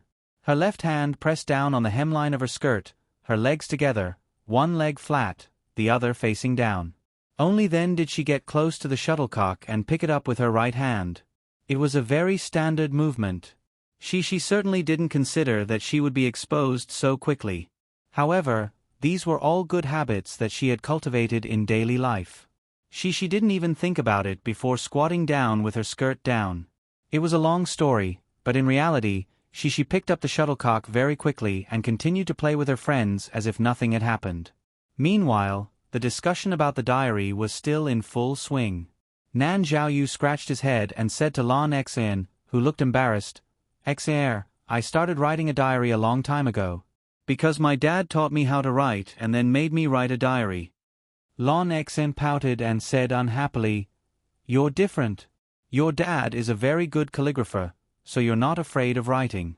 I get a headache when I see those words. I don't know what to write. Yu Xiaowei silently caught the shuttlecock that was flying over. She first steadied it and then kicked it to Shi. Then she said softly, "Exiner, we all have to write diaries. Because we don't know how to write, we have to write a lot. Only then can we understand." After all, Yu Xiaowei was a big sister who was 2 grades higher than the first graders. Yu Xiaowei's understanding of thinking was much higher than that of the first graders. She actually wanted to say something, but because she was more popular among her friends, there was a high probability that the shuttlecock would be kicked to her when everyone kicked it. After all, people subconsciously wanted to be close to the person closest to them. So, just as she was about to say something, Yu Xiaowei kicked the shuttlecock and interrupted her. She could only shut her mouth and try to catch the shuttlecock first. This little girl was going to be suffocated. I also want to write a diary. Then my dad said that if I don't know what to write, I can write about what I read today. Young Luoqi also said softly like Yu Xiaowei. Chi, let me tell you, I have a way too. I will write about what I watched today. Lu Xiaoyu got inspiration from young Luoqi and said excitedly.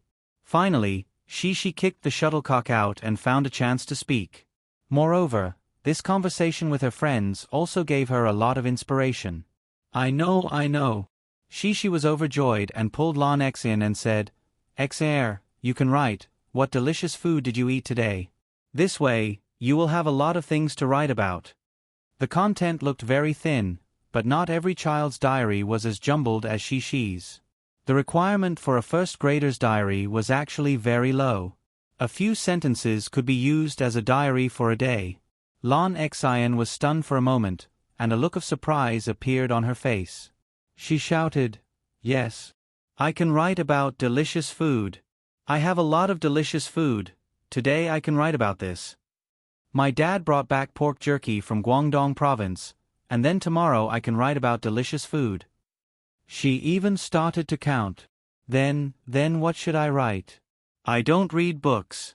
I also have to write about watching TV, right? Chen Shiyun saw that Lan Xian's problem was solved and asked anxiously. "No, I already wrote about watching TV." Lu Xiaoyu shouted, "You can't write the same thing as me." She listened and felt that something was wrong. After thinking carefully, she understood. She said happily, Hee little fishy, it's okay. You and Chen Shiyun watch different TV." "That's right." Lu Xiaoyu understood now. She scratched her head and smiled embarrassedly. "Shiyun, you can write about watching TV."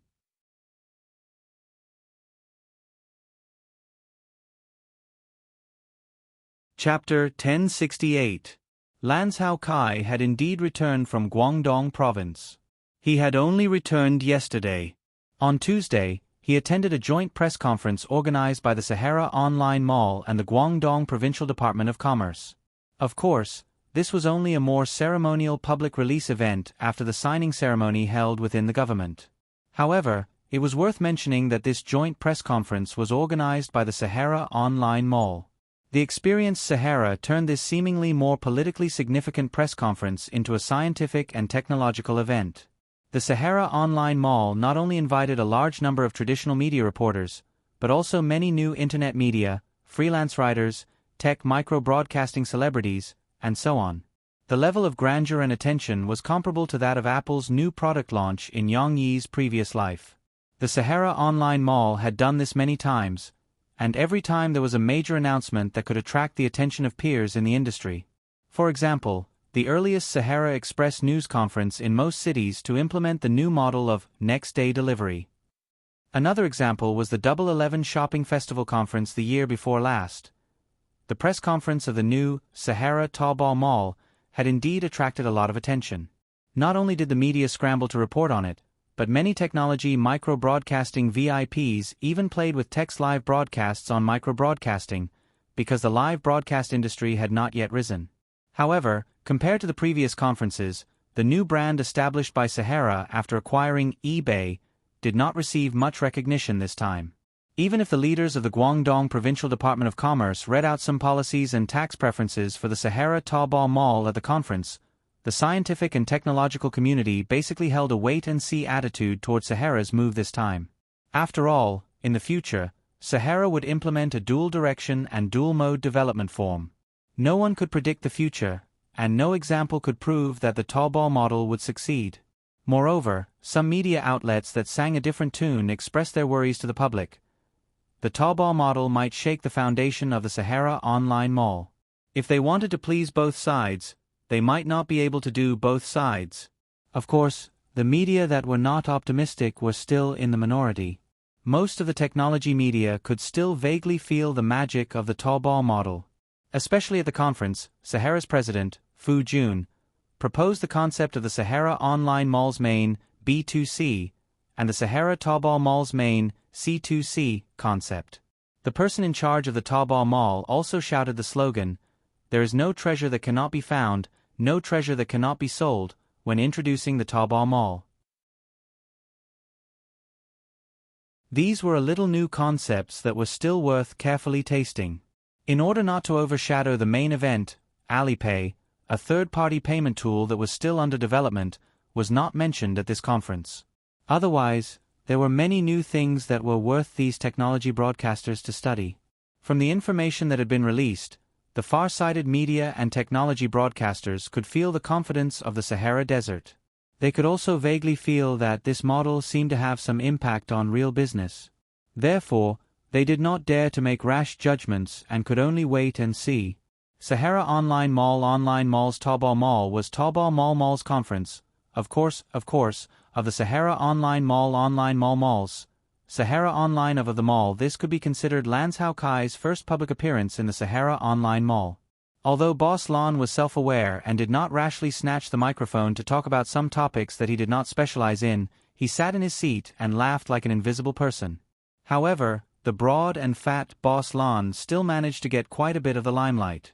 When the technology broadcasters at the scene were reading the text and photos, they guessed, judging from his position, this person's position in Sahara is not lower than Sahara Express's Li Long. He even shook hands with the leader of the business department just now. Could he be the mysterious investor who provided financing to Sahara a few years ago and then made a big profit? These people's minds were indeed sharp. They guessed the main point immediately. After that, the nameplate on Lan Kai's seat provided these technology broadcasters and media reporters with a name that could be searched. Naturally, Lan Kai's identity as a real estate tycoon in Zhongnan also surfaced. After that, during the interview segment after the conference, a reporter obtained confirmation from Fu Jun that Lan Kai was indeed a shareholder of Sahara Online Mall. However, when the reporter asked whether Lan Kai was the second largest shareholder, Fu Jun smiled mysteriously and evaded the question by saying, "This is a company secret, it's not convenient to disclose." Lan Kai returned after making a name for himself in Guangdong province. However, in terms of life, there were not many changes to Lan Kai. No one knew whether it was because Boss Lan had been in business for many years and had experienced too many storms, so he had long become indifferent to these things, or whether he had been subtly influenced by Yang Yi and did not take these small matters to heart. On Friday morning, Lan Kai came over to Yang Yi's house as a guest. He even treated this matter as a joke and complained to Yang Yi, "Those administrative staff in my company even turned the media reports into clippings for me to see. I flipped through them and found that out of 10 reports, 3 of them were scolding real estate in a roundabout way. They said that in these past few years, real estate bosses like me have made huge profits in real estate, so I came to the technology world to disrupt order, squandering the housing funds that other people had worked so hard to earn for their entire lives." Yang Yi smiled and said, "Then those administrative staff girls in your company flattered the wrong horse." "Not really.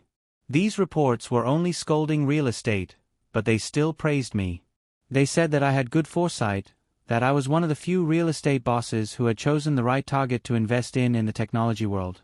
Lan Kai said with a chuckle, "But I still know my own worth. At the end of the day, it was because of you that I was able to buy shares in Sahara Online Mall.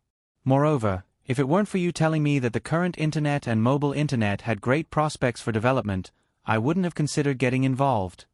Chatting with people with high EQ was a very comfortable thing. Although Yang Yi didn't take the credit for himself, Lan Hao Kai still used a very clever and relaxed way to chat with Yang Yi. This made Yang Yi feel that although he was in the limelight, he wasn't arrogant. He was still the old brother Lon. Then again, did Lan Hao Kai have any meaning in doing this? Of course, there was. Moreover, Lan Hao Kai didn't put himself in a lower position by doing this. He was still faintly stabilizing his relationship with Yang Yi. One had to know that Yang Yi was a very cold guy. Although he was usually chatting and laughing, and was also very gentle, unlike his burly physique, that was just a kind of sincerity that Yang Yi showed to his family and good friends. Towards outsiders, he wasn't casual at all. It wasn't easy to become a friend that he approved of.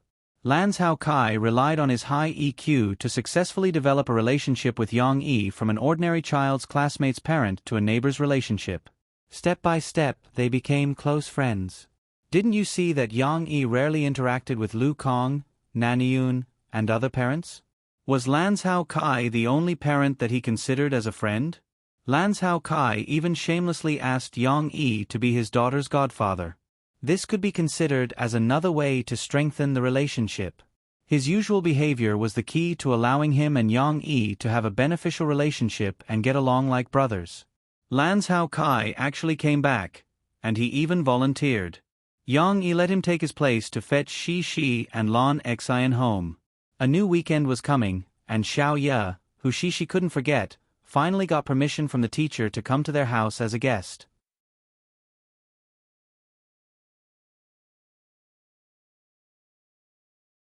Chapter 1069. Shi, wait a minute. Let Daddy take a look at Xiao Ye.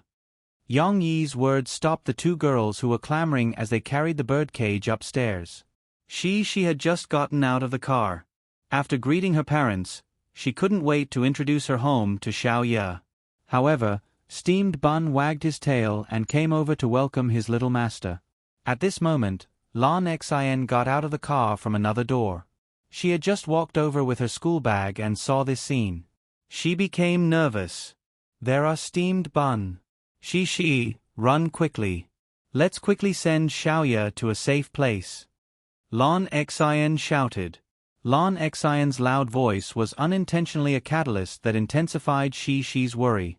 Thus, the two girls cried and ran upstairs with the birdcage in their arms. Their original safe place was actually Shi's bedroom. When Yang Yi saw this scene, he found it very funny. He even simulated the thoughts of Steamed Bun and Xiao Ye at this moment in his mind. Steamed Bun, aggrieved, what's wrong with Steamed Bun? Did Steamed Bun eat your Lan family's meat? Steamed Bun, I'm very obedient. I only eat the food given by Master. Besides, the food given by Master is so delicious. Who would want this little bird that doesn't have much meat? Xiao Ye, frightened, help. Your Xiao Ye is going to be jolted to death by you before she is scared to death by dogs. Leaving this small drama aside, Yang Yi stood by the side happily to watch the show. He inadvertently discovered a problem. The Xiao Ye in the cage seemed to look different from last Thursday when he took her to the vet. Thus, out of curiosity, Yang Yi stopped Shi and Lan Xian. She was still very obedient. She and Lan Xian carried the big bird cage and returned to Daddy's side. Daddy, you have to hurry up. Otherwise, Xiao Guai, Xiao Gray, and Dodo will also come over. She said worriedly as she looked up at him. Yeah. We can't let them see. If they see, they will eat Xiao Ye. Lan Xian anxiously stomped her feet. Yang Yi saw it clearly this time. He didn't know whether to laugh or cry. Don't worry about Xiao Guai and the others. Let me see this little girl. Do you feed her bugs every day? She blinked her big innocent eyes. Although she didn't understand what her father meant, she still replied in her clear voice, "That's right. Xiao Ye likes to eat bugs. She doesn't like to eat bread or anything else. She only eats this kind of high-protein mealworm and rarely exercises in the cage." Yang Yi shook his head and smiled. No wonder she has put on so much weight in just a week. Did the little girl gain weight? She was a little surprised by her father's judgment. She had just passed the cage to her father, and now she and Lon Exine were standing in front of the cage, looking at Xiaoya carefully. However, they took care of Xiaoya every day. How could they see the change? Yes, she has gained weight. Think about it. Why did Daddy ask Exine Air to come to our house for dinner only after she exercises seriously and consumes a certain amount of calories? Yang Yi said with a smile. Isn't it because he is worried that Exine Air will get fat like Xiaoya if she eats too much and doesn't exercise? Lon Exine saw that she was being used as an example. She pouted a little unhappily and grabbed Yang Yi's clothes and shook it.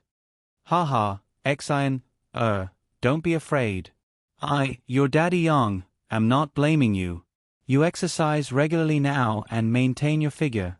Although you haven't lost too much weight, at least you haven't become fatter. Yang Yi smiled, rubbed Lon Exine's little head, and said, and don't worry. When you grow taller, your body will suddenly become taller and longer. At that time, you won't feel fat. She still believed in her father's words. She began to worry and looked at her father worriedly, asking, Then Papa, what should we do?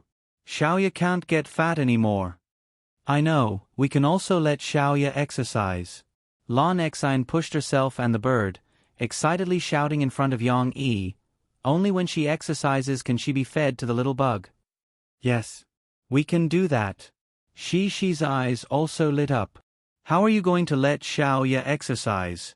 Yang Yi asked curiously. He suddenly felt that if the two little girls discussed it by themselves, they might have some good ideas.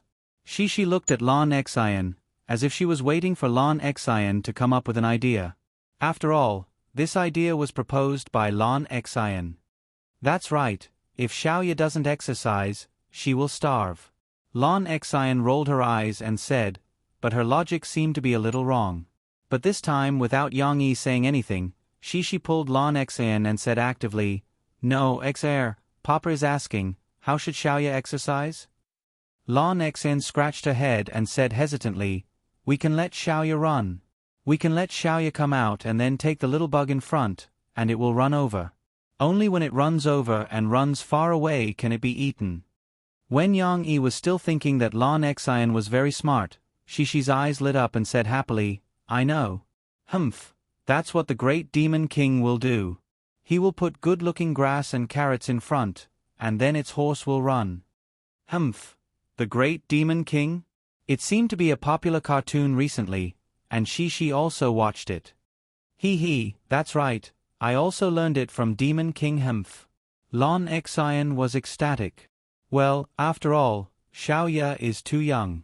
If you let it out of the cage, we can only let Xiaoya play outside when we're all free and lock Xiao Guai and the others in the cage temporarily, Yang Yi suggested. Yes. Xiaoya needs to be in the cage to be safe. Cici quickly nodded. Is it not safe in Shi's room? Lon Exine asked puzzledly. In Shi's room, you can't let the little bird run out. Yang Yi originally wanted to say that it was unhygienic, but he thought about it and used a more acceptable way of saying, think about it, Xiaoya's body is not recovered yet, and Shi's room has a balcony and a window. Xiaoya is not sensible. What if she runs out and falls downstairs? She is not agile yet, so she can't fly. She will fall and become minced meat. She and Lon Exine trembled. She quickly shook her head and said, Then I don't want Xiaoya to come out. But, what should we do? Lon Exine asked in confusion. You can use your imagination. Yang Yi smiled and handed the bird cage back. He patted them on the shoulder and said, Think about it, how can we let Xiaoya get good exercise in the cage? Okay. Although it was a little troublesome to think about it, she and Lon Exine still felt that it was very fun. Under the signal of their father, they smiled sweetly and chattered while carrying Xiaoya's birdcage upstairs. Yang Yi touched his chin, as if he heard Xiaoya's sad cry. She was really as miserable as Lon Exine in the past.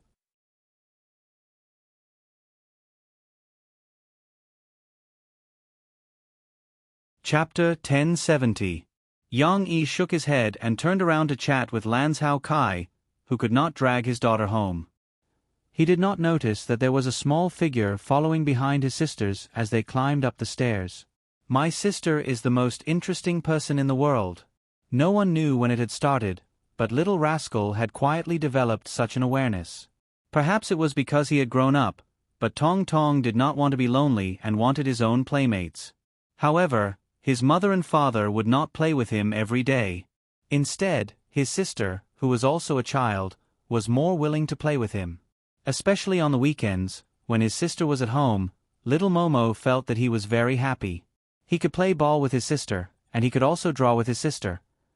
Although Tong Tong's drawing was not really drawing and could only be described as abstract doodles with dots and lines, he liked the feeling of drawing with his sister. This was because when he saw his sister drawing, he felt that he was as good as her. Of course, Tong Tong always used his sister's crayons and colored pencils, so he caused a lot of trouble. For example, he would accidentally break his sister's beautifully sharpened pencils, causing his sister to complain and grumble.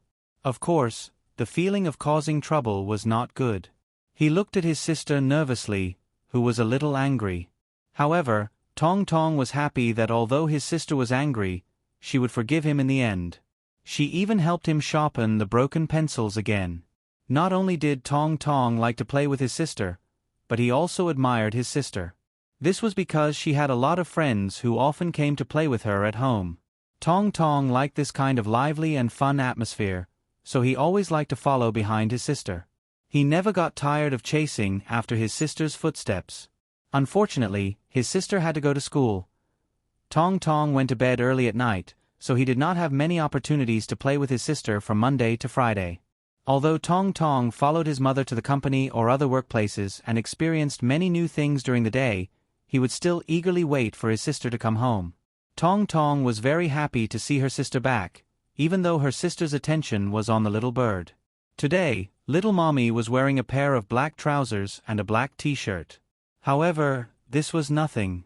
Mommy was afraid that he would catch a cold, so she even made him wear a blue hooded jacket. The zipper was pulled up to his chest, just enough to wrap around his round little belly. Just now, little Momo didn't understand why her sisters wanted to go upstairs and were called back down by her father, so the little guy stood at the side. Her chubby little face with baby fat didn't reveal any expression. Her rosy little mouth naturally pouted, and her pair of big, round, spirited eyes stared intently at her sisters as they chattered.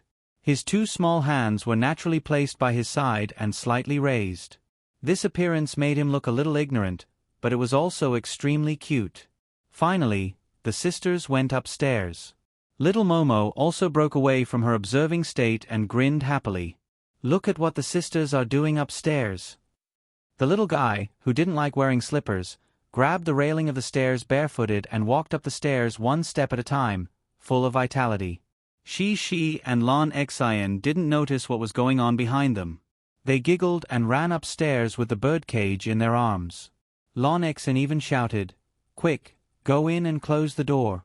Don't let the cat run in." Hee, Xian, don't shout so loudly. Shi also laughed and said, "Xiao Guai is going to hear us." Therefore, when Tong Tong climbed upstairs and arrived at his sister's bedroom, he was surprised to find that the door was closed. Fortunately, Tong Tong knew how to knock on the door. The little guy went up to the door and raised his two chubby little palms up high. He slammed the door and called out in his baby voice, "Sister." After a while, the door to the master bedroom was opened. However, it was only opened a crack. Shi's beautiful big eyes appeared and Lan Xian's loud voice came from behind. "Be careful. Be careful. There's an attack. This little girl is so crazy. What kind of TV shows did she watch recently?" She had already recognized Tong Tong. She opened the door and smiled at Lan Xian. "No, there's no Xiao Guai. It's just my little brother. Okay." Lan Xian, who was ready for a fight, sighed regretfully and put down the pillow. Tong Tong didn't know the danger, but he was at ease because his sister held his little hand. Tong Tong's little hand was held by his sister, which made him feel safe. Little brother, are you coming to see Xiaoya too? Oh yeah, you haven't seen Xiaoya yet. She pulled her little brother into the room and closed the door. Then, she brought him to see Xiaoya excitedly. In order to let her little brother see clearly, she was very considerate and moved the birdcage to the ground. This way, Tong Tong could squat down and see Xiaoya face to face. Chirp, chirp. The brown-headed crow was a very lively bird. After going through all kinds of hardships and setbacks, it could finally rest for a while. It was still jumping around in the cage and turning its head. Perhaps it was also looking at its new environment. Tong Tong squatted beside his sister and looked curiously at the furry little guy with his round eyes. He looked at his sister and Xian Air, who were discussing something. Lon Xian didn't stay on the bed. She climbed down and sat on the floor like Shi. Then, she continued the topic with great interest. Shi, I have an idea. I don't have a cat at home, so I can lock up my dog. Then, Xiaoya can exercise in my house. Lon Xian said. But you have a big swimming pool at home, and Xiaoya can't swim. What should we do? She followed her father's idea and thought about it carefully. That's true. Lon Xian scratched her head. She looked at Xiaoya, who was jumping up and down on the wire stairs. Suddenly, her eyes lit up and she said happily, I know, Xian Air, we can let Xiaoya exercise in the cage. What? She smiled and gestured with her slender little fingers to Lon Xian. That's it. We use a rope to hang the little bug here. Then, Xiaoya will run up the stairs to catch the little bug. Then, we put the little bug down, and Xiaoya will run down again. Then, we pull the little bug up, and Xiaoya will run upstairs. Then, it can exercise.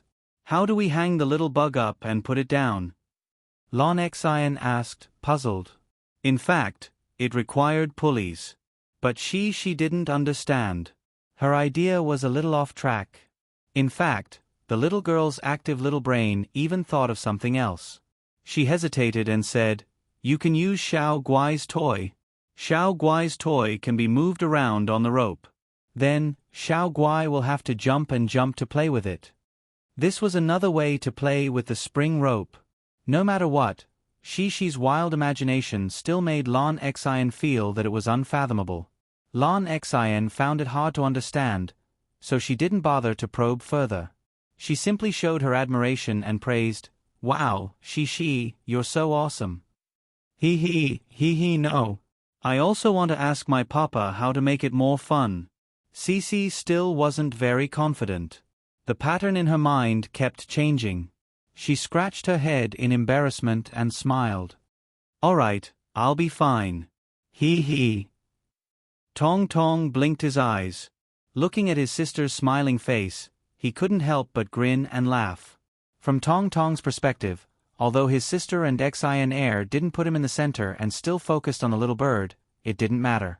He felt that squatting beside his sister with bare feet, he was very involved. Naturally, he also felt a sense of accomplishment and was very happy when his sister laughed.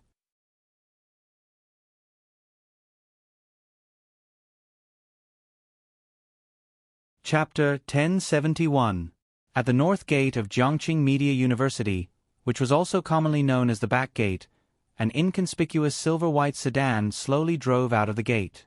It passed by an old bicycle repair shop, and then, as if it had crossed a barrier, it arrived at a world full of flowers and spring. Wow, it's so beautiful. There are so many flowers. In the car, a young lady skillfully lowered the rear window and exclaimed in surprise, Little brother, look. This is the place where I used to live with Daddy. That's right, sitting in the back of the inconspicuous sedan was Shi and Tong Tong. Yang Yi had to come to the cafe to discuss something with Ding Xiang and Guazi, so he brought along Shi and Tong Tong, who wanted to go out with their father and sister. Murphy didn't come, as she asked Yang Yi to send her to the company. She had a concert in Chengdu next week, and she felt that she needed to find the feeling of singing in the recording studio after resting for a while.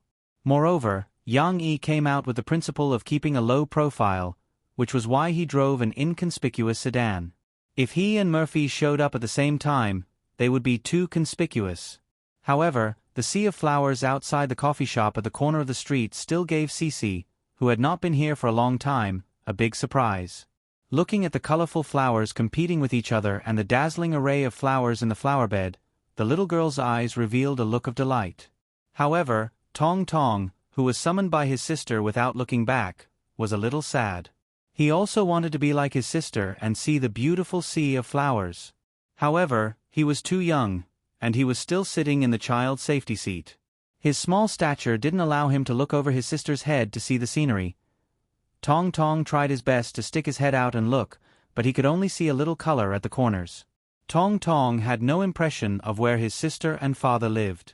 After all, he was already living in a villa when he was born. Yang Yi, who was driving in the front, heard Shishi's praise and said with a smile, "These flowers were planted by your aunt, Sister Ding Xiang, and Sister Sugar Cube." It was probably a whimsical idea that Sugar Cube came up with last winter, but Yang Huan thought it was a good idea. After discussing it with Ding Xiang and the others, they decided to plant flowers in the flower bed outside the coffee shop, as well as the bushes and weeds near the dam. What's more, they didn't plant the delicate flowers that could be bought from the flower shops. Instead, they learned from their classmates at Jiangnan Agricultural University, which was also in the university town. They specifically picked garden flowers that were more ornamental, bought a large number of well-cultivated flower seedlings, and planted them in batches when spring came. Yang Yi knew about this. Yang Huan had told him that he wanted to sponsor a sum of money, but he didn't expect that Yang Huan would reject him. This girl had earned a sum of money by acting and filming her own show. Then, she started to generously invest in the sea of flowers. Ding Xiang also wanted to invest money, but Yang Huan rejected her. Yang Yi didn't expect these three girls to have such perseverance. At most, they would ask Guazi to come over and help, or Lu Xiaoshu and Miao Chuan would lend a helping hand. However, such a large area was planted by them in bits and pieces of time, bit by bit. But it wasn't hard to understand. Ding Xiang was definitely a hard-working person. Although Sugar Cube's family was slightly better than Ding Xiang's, she was still an ordinary family. If she was a student from a small place and came to Jiangqing to study, she wouldn't have to work in the cafe if she was from a good family. So, Sugar Cube was also a very hard-working girl. Yang Huan looked rich and had a powerful background. She had a billionaire brother behind her back. No matter what, she was a rich girl who didn't have to worry about food and clothes, and could even spend money freely. But she had only been living a good life recently. In the past, when she was in her hometown or went back to her hometown during festivals, Yang Huan still had to do farm work. So, it wasn't impossible for the three girls to take on most of the work and plant all these flowers. When Yang Yi came at the end of February, these flowers were just seedlings that had been planted not long ago. But after all, they were seedlings that had been cultivated by the Agricultural University. After 2 months of care and bathing in the spring breeze by the Grand Canal, they finally bloomed and became a new landscape of the Media College of Jiang City. So, there was an endless stream of students who came to take photos. Naturally, the cafe's business was much better. There were many customers in the cafe, but Yang Yi wasn't worried that he wouldn't have a place to sit, because his exclusive booth was still there. "Boss." Sugar Cube saw him walk in with the birdcage in one hand and Tong Tong in the other. She was so surprised that she almost screamed. Luckily, she covered her mouth in time. In the past, many people came to the coffee shop because of Yang Yi. After all, many small celebrities and newbies who had yet to make their debut wanted to meet Yang Yi here on purpose. They wanted to look for a small opportunity that was very unlikely. Although their thoughts were understandable, Yang Yi was still annoyed by them. So, Yang Yi was forced to stay at home and drink coffee. After being ignored for more than a year, the popularity of the cafe at the corner of the street finally died down. Although many customers were students from various colleges in the university town who came to take photos, if they knew that Yang Yi was here, they would definitely bring a lot of trouble to Yang Yi. So, Sugar Cube quickly covered her mouth. Seeing that she didn't attract too much attention, she quickly went forward and invited Yang Yi to his exclusive booth. "Let's go, we'll go see the flowers later." I'll ask little auntie to take you out to play, okay? Yang Yi smiled and called out to the little girl behind him, who was still looking back reluctantly. Carrying a bird cage and bringing 2 children with him, this combination seemed a little out of place among the many college students who came to take photos. But the interesting thing was that Yang Yi didn't deliberately cover his face. He deliberately dressed up in a more mature way, which made him look like a middle-aged man. With the 2 little guys in the birdcage, Yang Yi looked more like a middle-aged greasy uncle. Many girls who were prettily dressed and holding their phones were sitting by the window taking selfies. When they heard the commotion, they glanced in Yang Yi's direction and lost interest. Let's have a cup of mandelin. Do you still have coffee beans? Yang Yi said with a smile. Sugar Cube nodded and asked in a low voice, Boss, do you want me to call Sister Huan or Sister Ding Xiang? Yang Yi raised his hand and looked at his watch. He smiled and said, No, I've already set a time with them. But I'm half an hour early, so they'll be here later. Yang Huan and Ding Xiang weren't upstairs. Yang Huan had a public elective class on the weekend, while Ding Xiang had to find her supervisor to hand in her thesis. When Yang Yi called them, they just happened to be out and would come back around 11 o'clock. This was nothing. It was about half an hour of waiting. Yang Yi wasn't impatient. Sugar Cube nodded and walked out of the booth. She pulled the screen for Yang Yi and the others. At this time, Cici couldn't sit still. She went to her father's side, pulled his sleeve, and whispered, Papa, I want to go out and play, and then Xiaoya can also come out and play. She must like flowers very much.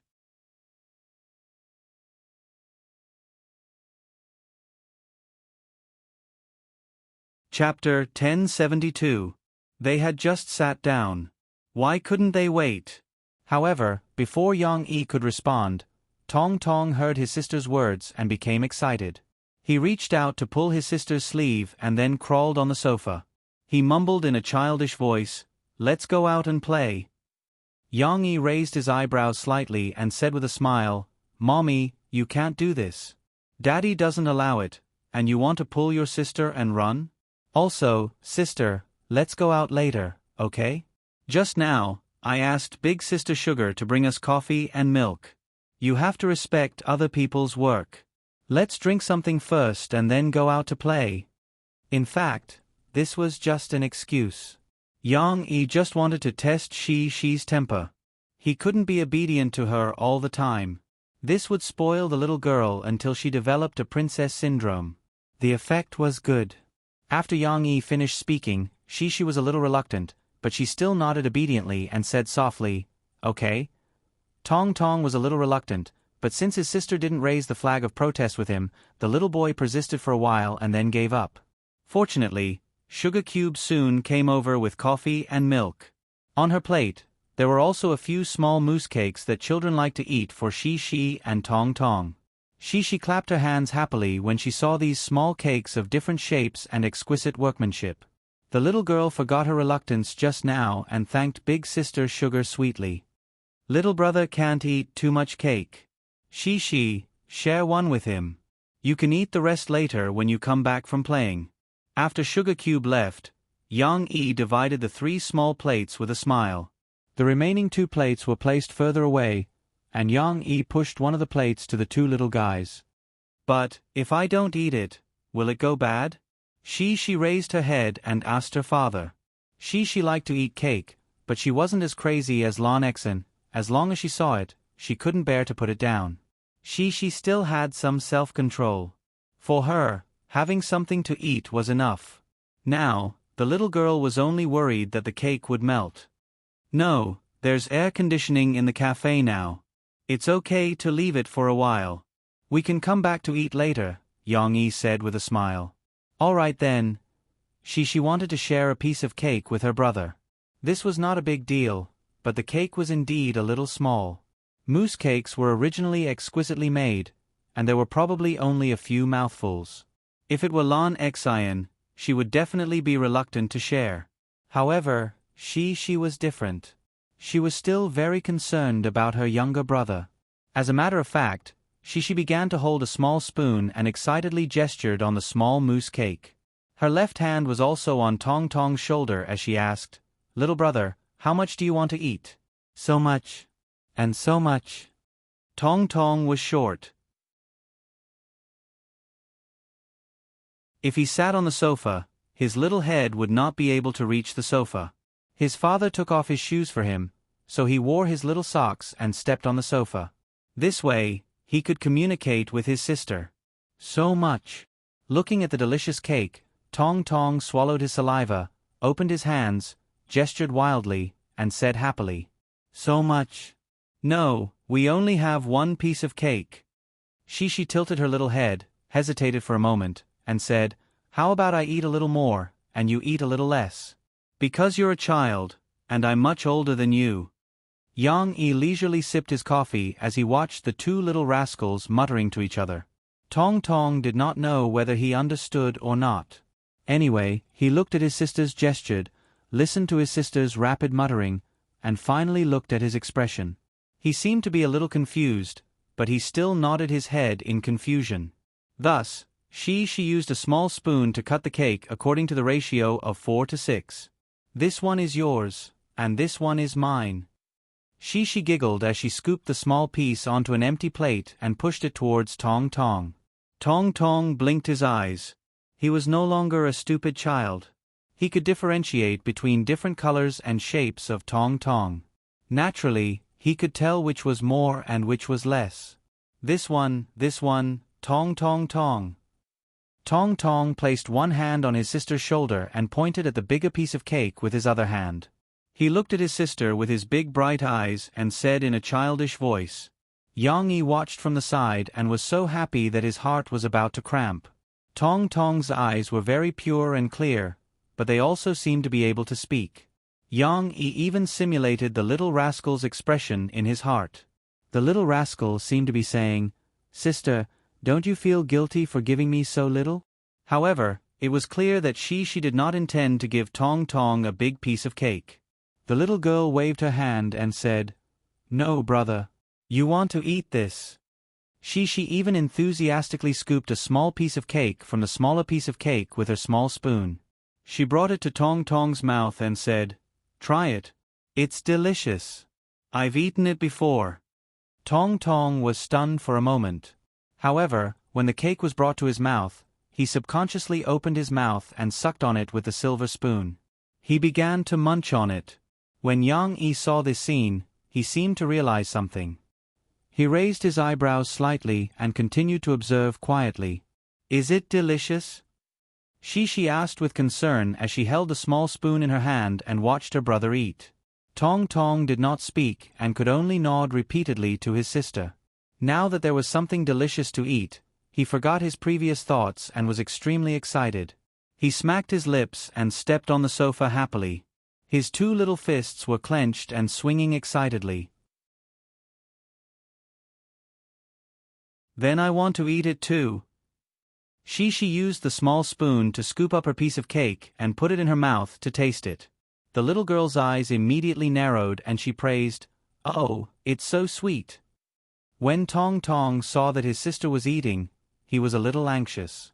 He placed his hand on his sister's shoulder, bent his knees slightly, leaned forward, and opened his mouth as if he was waiting for his sister to feed him. Actually, he could have used the small spoon to eat it himself. Tong Tong already knew how to use a spoon. However, since his sister was feeding him, why would he need to do it himself? Okay, it's your turn now." She excitedly scooped a spoonful of cake for Tong Tong and fed it to him. Immediately, the little guy's big round eyes narrowed in satisfaction. When Yang Yi saw this scene, he did not know whether to laugh or cry. He thought that Tong Tong was not a stupid child, but he did not expect him to be a silly boy. His sister only fed him a few spoonfuls of cake, and he forgot to argue and willingly ate the small portion. Yang Yi originally thought that she and Tong Tong would argue for a while because of the uneven distribution of the cake. Unexpectedly, she easily fooled the little guy. Previously, Yang Yi had thought of many ways to put out the fire. For example, he would let she give the bigger portion of the cake to she. This was not like Kong Rong giving away a pear. Yang Yi had also planned to give a portion of the cake to she as compensation. Yang Yi had only done this to let Shi understand the importance of fair distribution. However, these methods were useless now. Tong Tong was easily handled by his sister. No matter what, Shi and Tong Tong ate the cake, one spoonful at a time. This scene was very heartwarming. When Yang Yi saw the loving interaction between Shi and her little brother, he smiled happily.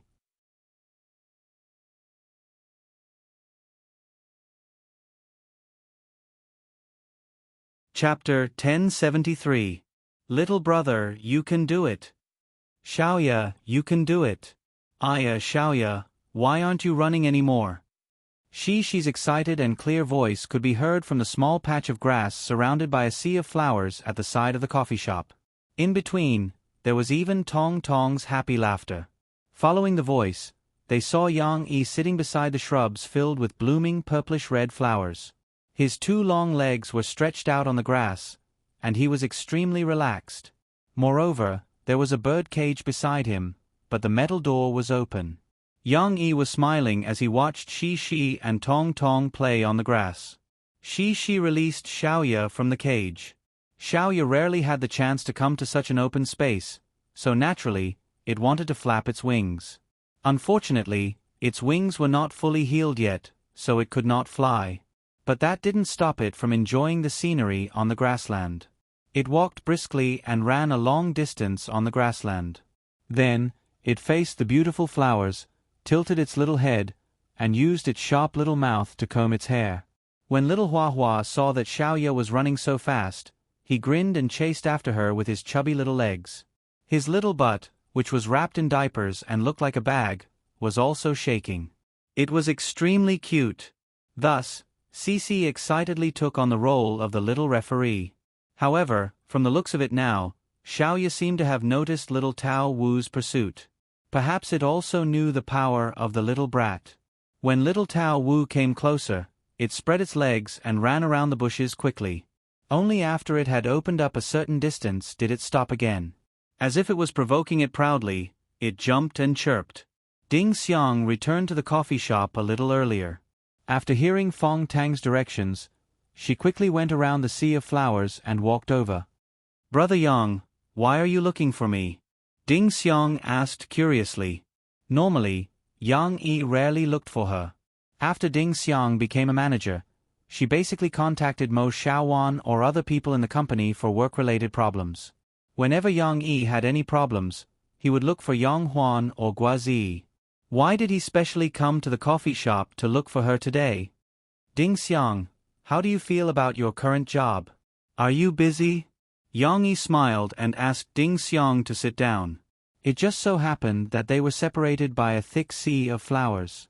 Moreover, they were at the side of the coffee shop. Unlike the road outside, where students were taking photos, Yang Yi felt that it was quite secluded. Moreover, he could also take care of Shi and Tong Tong. Therefore, he did not choose to return to the coffee shop to talk. Ding Xiang was a little confused. She did not know the meaning of Yang Yi's question. However, she was an honest person and did not deliberately play tricks. She directly shook her head and said, I'm not very busy. In fact, I feel that I have plenty of time now. Huan and Xiao Guo's schedule is not complicated. Other than some audition invitations that need to be arranged, the rest is all routine work. Compared to Sister Min, my workload is considered much less. The Sister Min she was talking about was the company's newly promoted agent, Liang Min. She used to be Yang Yi's and Murphy's assistant.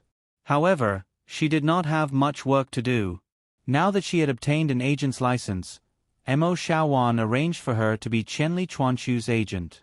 Of course, Ding Xiang was not being modest. Compared to Qianli Chuanshu, who had just debuted as a singer, Yang Huan and Guazi, who were still in the part-time state, had much simpler schedules. For example, Yang Huan and Guazi did not need to participate in commercial activities or shoot commercials to promote themselves and earn more money. Other than auditions and acting, they only had to record and promote the Extreme Challenge. These arrangements were too simple. Ding Xiang, who was very smart, only needed an hour a day to deal with them in an orderly manner. Moreover, She still had a lot of time to work on her final year's graduation thesis and thesis defense work. She also had a lot of time to be dragged by Guazi to watch movies, go to the park. Anyway, it was all about romance and love. Although these times were wonderful, Ding Xiang, who was used to hard times, was very uneasy. She always felt that she was wasting her time.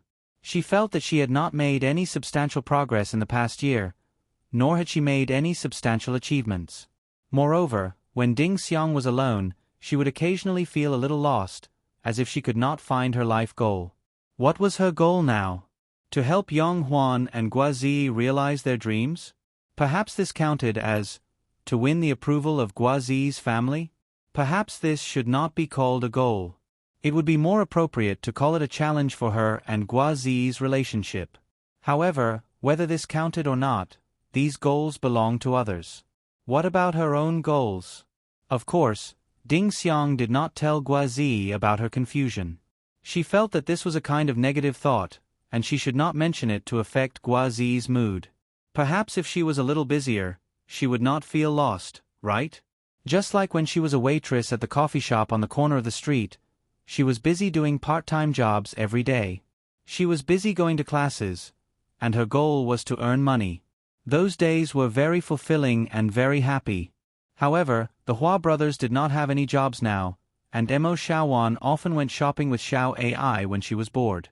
Ding Xiang could not tell Mo Xiaowan to fire Liang Min, and then Ding Xiang could do the work of 3 managers by herself, right? Ding Xiang briefly introduced her current situation to Yang Yi, and also said that she wanted to do more work. Yang Yi touched his chin and smiled. I see. Actually, to be honest, I was thinking of letting you be Xiao Guo's manager, and finding another manager for Huan Huan. Before Yang Yi could finish, Yang Huan, who happened to come around, heard him. She cried out in surprise. Why? Yang Huan was actually very curious as to why Yang Yi came to look for Ding Xiang. She had come back from the classroom, dropped her bag, and excitedly came looking for him. However, she did not expect to hear such a short conversation. Not letting Ding Xiang be her manager? Yang Huan and Ding Xiang were as close as sisters. She was used to Ding Xiang helping her sort out her work arrangements. Now that she heard Ding Xiang's words, she became excited. Big brother, Sister Ding Xiang is doing well.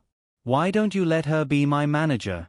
Yang Huan was so close to shouting that Ding Xiang would be her manager no matter what. Fortunately, Yang Huan found a bit of reason in her excitement. She remembered that her brother was not the kind of person who would get rid of a donkey after it had outlived its usefulness. He was quite affectionate. Yang Yi smiled and wanted to explain. However, at this time, she saw Yang Huan and excitedly rushed over, calling her little auntie. She even wanted to drag Yang Huan to see her little girl. Tong Tong followed suit and hugged Yang Huan's leg with a smile. Their conversation was interrupted for a while. It was not until Yang Huan coaxed the 2 little fellows and promised that he would play with them after the conversation that Yang Yi was able to continue. There's a reason why I want Ding Xiang to be Xiao Guo's manager. If she were not with Xiao Guo, I would have directly transferred you, because I have another important job for you. Yang Yi said, moreover, I believe that you will like this job. It suits you very well and will be helpful for you and Xiao Guo.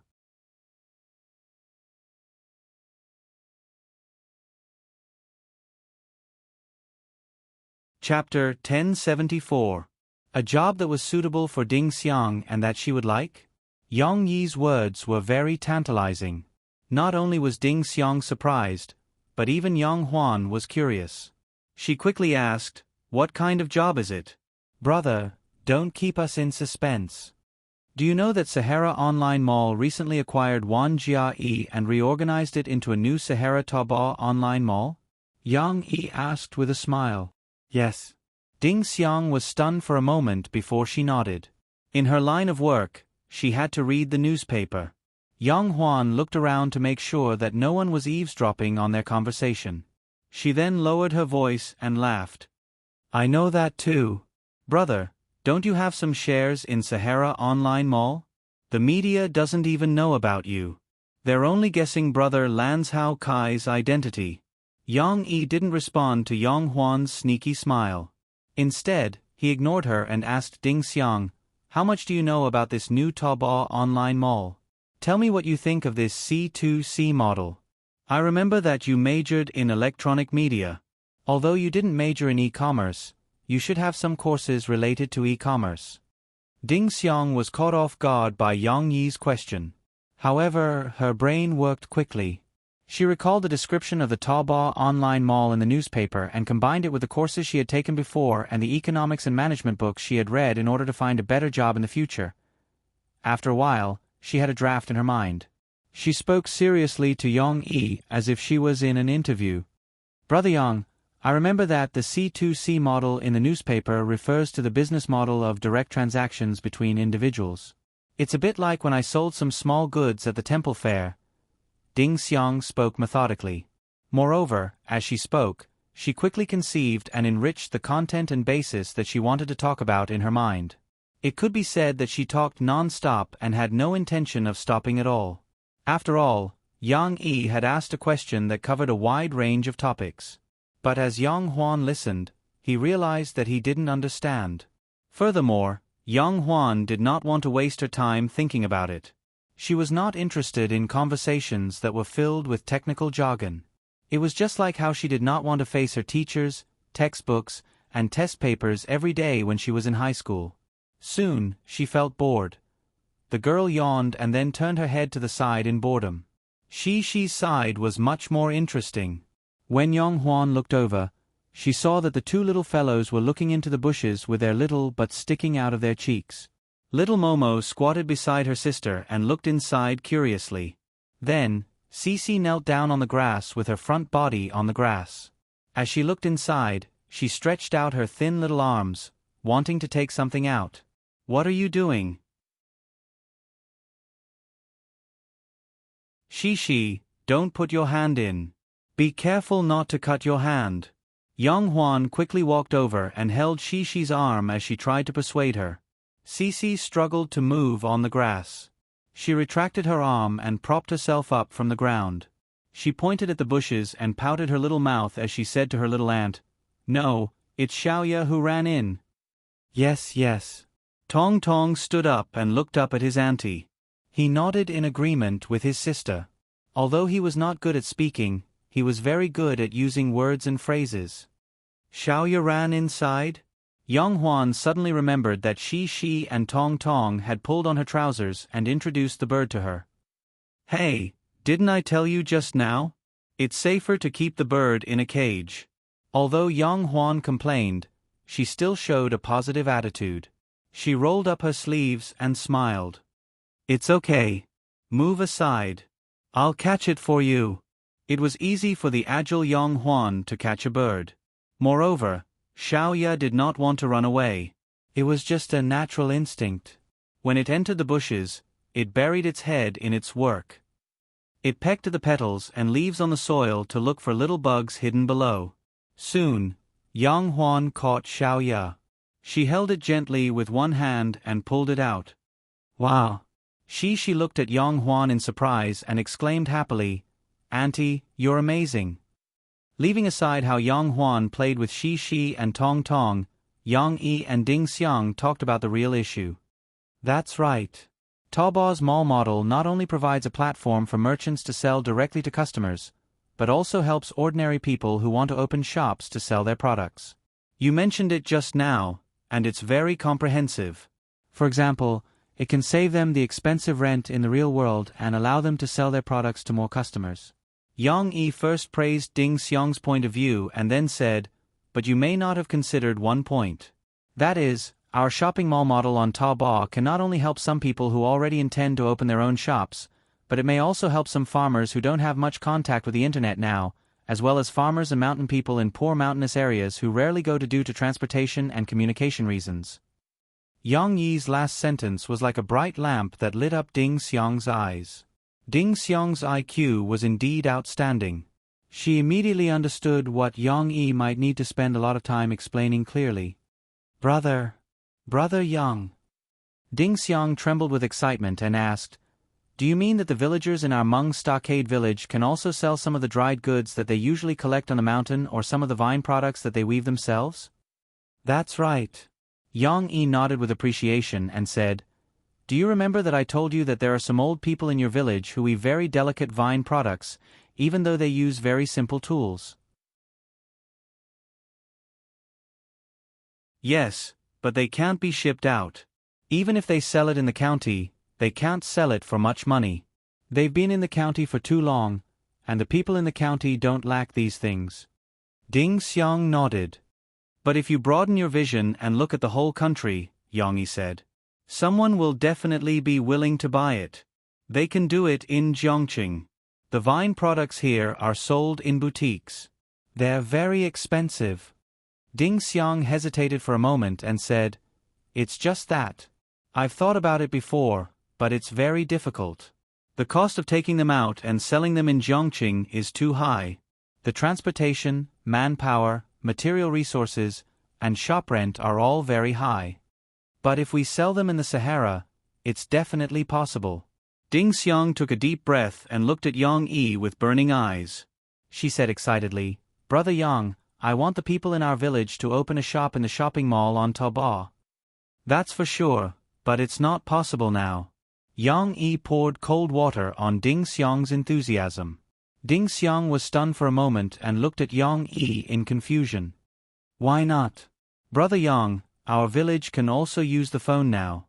At most, we can ask the people in the county to help us open a network line based on the phone line. I can pay for it.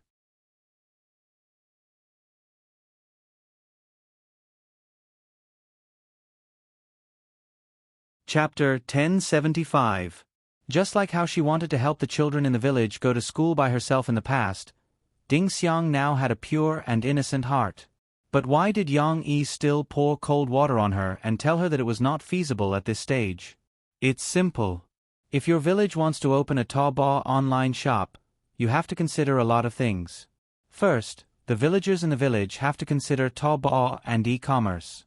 After all, they have never been in contact with online shopping and don't even know what the internet is. Will they believe that this illusory thing can help them make money? Yang Yi counted on his fingers and spoke frankly with Ding Xiang.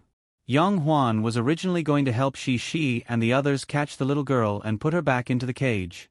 She was about to come back to see what work Yang Yi had arranged for Ding Xiang, but she soon realized that the topic they were talking about was still very boring. So, she continued walking back to Shi and Tong Tong. She chuckled and said, Shi, Auntie is here to play with you.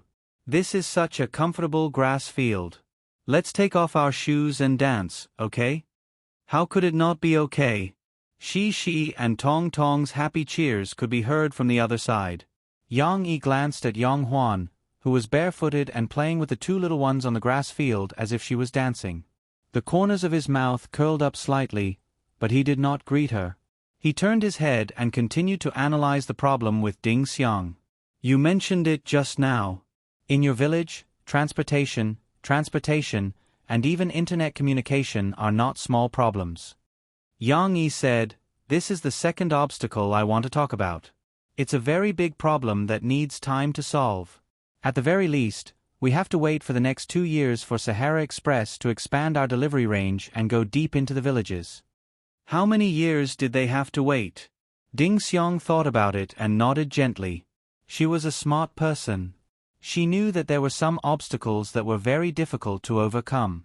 Of course, at this time, Ding Xiang's feverish head gradually calmed down and her thoughts became clearer.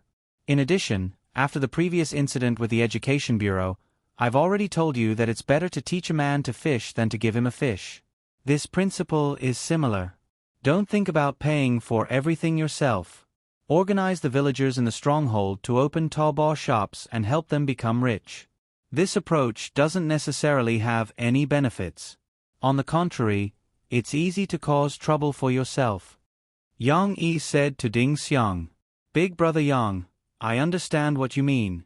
It's just that in the stockade, the villagers have no money and no way out. I think with everyone's help, I should also want to contribute to the stockade and help them out of their predicament. Ding Xiang pursed her lips and said with a lonely expression, That's the logic. I'm not stopping you from helping your fellow villagers in your stronghold. I'm doing the same. I also hope that my hometown can become prosperous. However, helping people is also a big problem. How to help them at the right time without bringing trouble to yourself is really worth your time to think about. Yang Yi had a lot to say about this topic. Some time ago, there was a big news in Guangdong province. I don't know if you've been paying attention. It's about a big boss who made a lot of money outside. He went back to his hometown and spent hundreds of millions to build many villas in the village. However, when it came to the allocation, he fell out with the villagers. Fu Jun told Yang Yi about this matter as a joke. At that time, Fu Jun was still a little sad about this matter. After all, he was also a big boss and could understand the grievance and anger in the big boss heart. However, Yang Yi didn't expect Ding Xiang to have actually seen this news. She nodded seriously and said, "I know." The cause of this matter was that when the big boss first talked about it, he didn't explain the allocation rules in detail and didn't negotiate well. Later, who knew that people's hearts were unfathomable? Many villagers wanted to get a few more sets. That's right. That's why you see that I'm quite rich now. However, when it comes to helping my hometown, I rarely give money or supplies directly. Instead, I do my best to help them find a way out that suits them and help them become rich on their own. This is also why I said that it's better to teach a man to fish than to give him a fish, Yang Yi said. In the past 2 years, Wudayaku village had changed a lot. Not only were the roads smoothed out, but after the introduction of agricultural machinery, everyone planted more fields and released a portion of their labor force. Some of them went out to work in big cities, while others opened restaurants, wooden furniture stores, and so on in the county.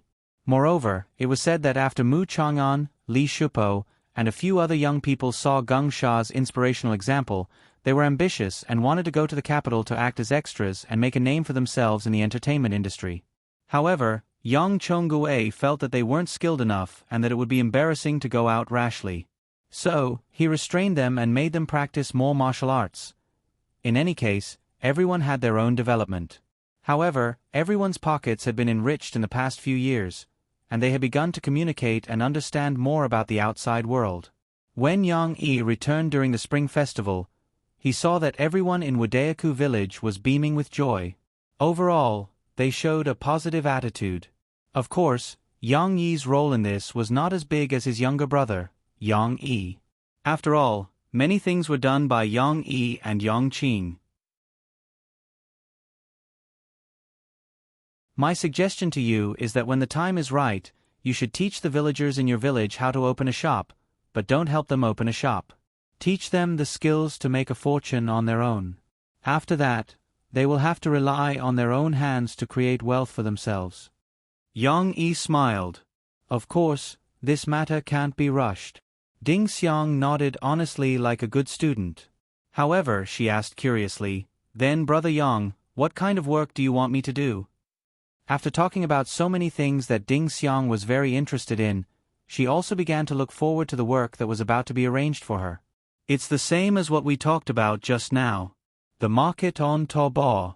Its core direction of development is still to provide a broad platform for ordinary people, for those farmers who have products but are worried about not being able to sell them, and for those who are often exploited by purchasers, to directly sell their products on a platform. Yang Yi said, "But just like the villagers in your village, many people who have these needs actually have very little understanding of e-commerce and even the internet. What I want you to do is to find a way to teach more people in poor areas to use this platform." Yang Yi took out his phone and showed a few pictures to Ding Xiang. Smiling, he said, "This can be considered a semi-charity project. I had originally planned to fund this non-profit foundation of ours myself, but after Fu Jun and your big brother Lon heard about it from me, they also rushed to invest in it. So, as the first step, we donated a total of 200 million to set up this foundation." Ding Xiang read out the name on the screen. Sahara Rural Development Charity Foundation. As the name suggests, the purpose of this foundation is to help the development of rural areas. Why do I say it's semi-charitable? Because what this foundation wants to do is to teach the farmers how to use Taobao's market platform and help them get on the fast train of e-commerce. Yang Yi said carefully, This kind of thing obviously has its own selfish motives. After all, it's for the development of Taobao's market, but in the end, for the farmers, this is a good thing. Moreover, in the beginning, not only will we teach them knowledge, we will also donate a batch of computer equipment to them. Of course, in the later stages, their development will depend on their own efforts. We are at the stage where the teacher leads the way, but cultivation depends on the individual's efforts. Ding Xiang understood. She smiled happily and said, "Brother Yang, this is similar to teaching and supporting farmers." That's right. However, my idea is that our foundation will not only use the current batch of employees transferred from eBay, but also hope to develop some student volunteers in various universities. We will strive to invite some enthusiastic students from local schools to join our ranks of public welfare and go deep into the countryside to teach the local farmers how to fish, Yang Yi said with a smile. This is not just a question of how to do it. What you need to consider is how to set up this framework step by step so that the entire charity can develop healthily. Of course, in the future, Fu Jun, Brother Lon, and I will continue to donate to our charity foundation and strive to benefit the farmers of our country. Brother Yang, are you talking about the problem that I need to consider? Ding Xiang caught the key point and asked with a little surprise. That's right. I want you to help me set up this foundation. We'll start from scratch. We'll study how to teach, what to teach, how to deal with the relationship with the farmers, and other basic things. Of course, you won't be doing this alone. You have hundreds of young employees transferred from Wanjia. Also, you can use a portion of the fund to invite teachers and students from Guangdong Province or our Zhongqing Media University to help with this matter. However, you'll be my representative. As the person in charge of this foundation, you'll be in charge of the overall situation. You are giving such a big foundation to me? Ding Xiang looked at Yang Yi in surprise. Can I do it? What you are doing is something that no one in this world has ever done before, so I don't know if you can do it, and I don't know if others can do it either. But I trust your character, wisdom, and ability. Yang Yi smiled and said, and think about it. When the time is ripe, the villagers in your village can also use our platform and get the training and help of our foundation to walk a successful path. For this goal, don't you want to set up this foundation now? Starting from scratch was a big challenge for Ding Xiang, but Yang Yi felt that this was also a good development opportunity for Ding Xiang. Moreover, Ding Xiang was such a smart girl. It was too much of a waste of her talent to be a small agent. She might as well come to the foundation and train herself well. Ding Xiang Sr., Mao Peifu, was now a senior executive of Backwave Technology Company and became the third person in the company. Ding Xiang was smarter and more tenacious than her. Plus, she must be very motivated to do this. Yang Yi believed that she would definitely bring him a surprise. Of course, Yang Yi chose Ding Xiang to do this not only because he trusted her, but also because he wanted to help Ding Xiang as a friend and help her win happiness.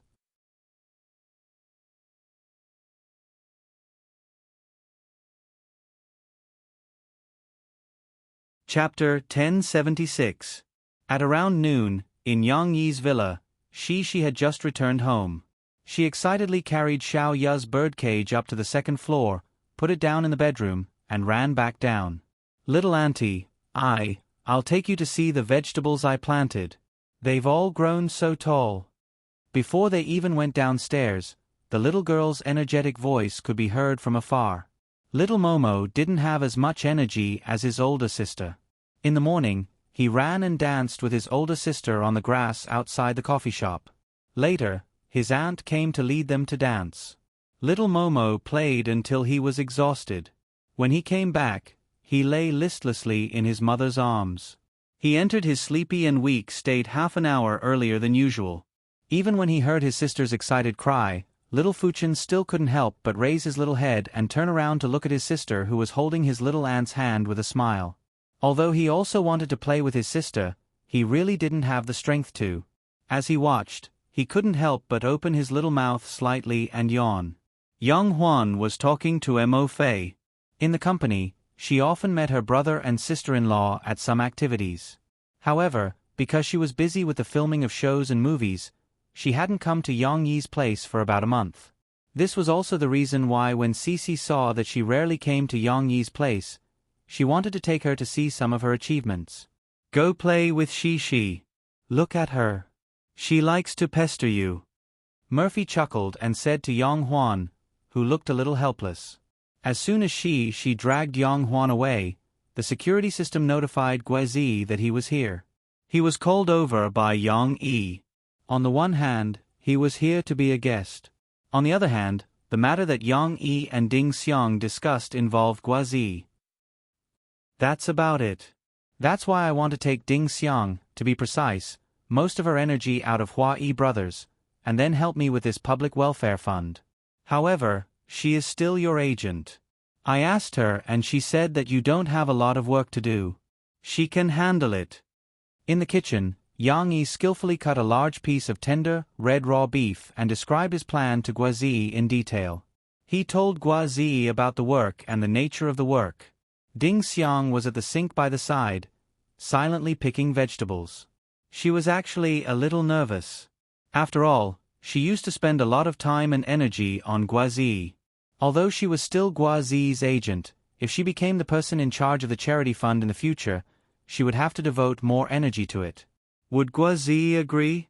Would he feel that the time she spent with him was too little, and then he would feel unhappy? Ding Xiang thought this way because she cared. Not only did she care about Guazi's feelings, but she also cared about the job Yang Yi mentioned today. To be honest, Ding Xiang was moved.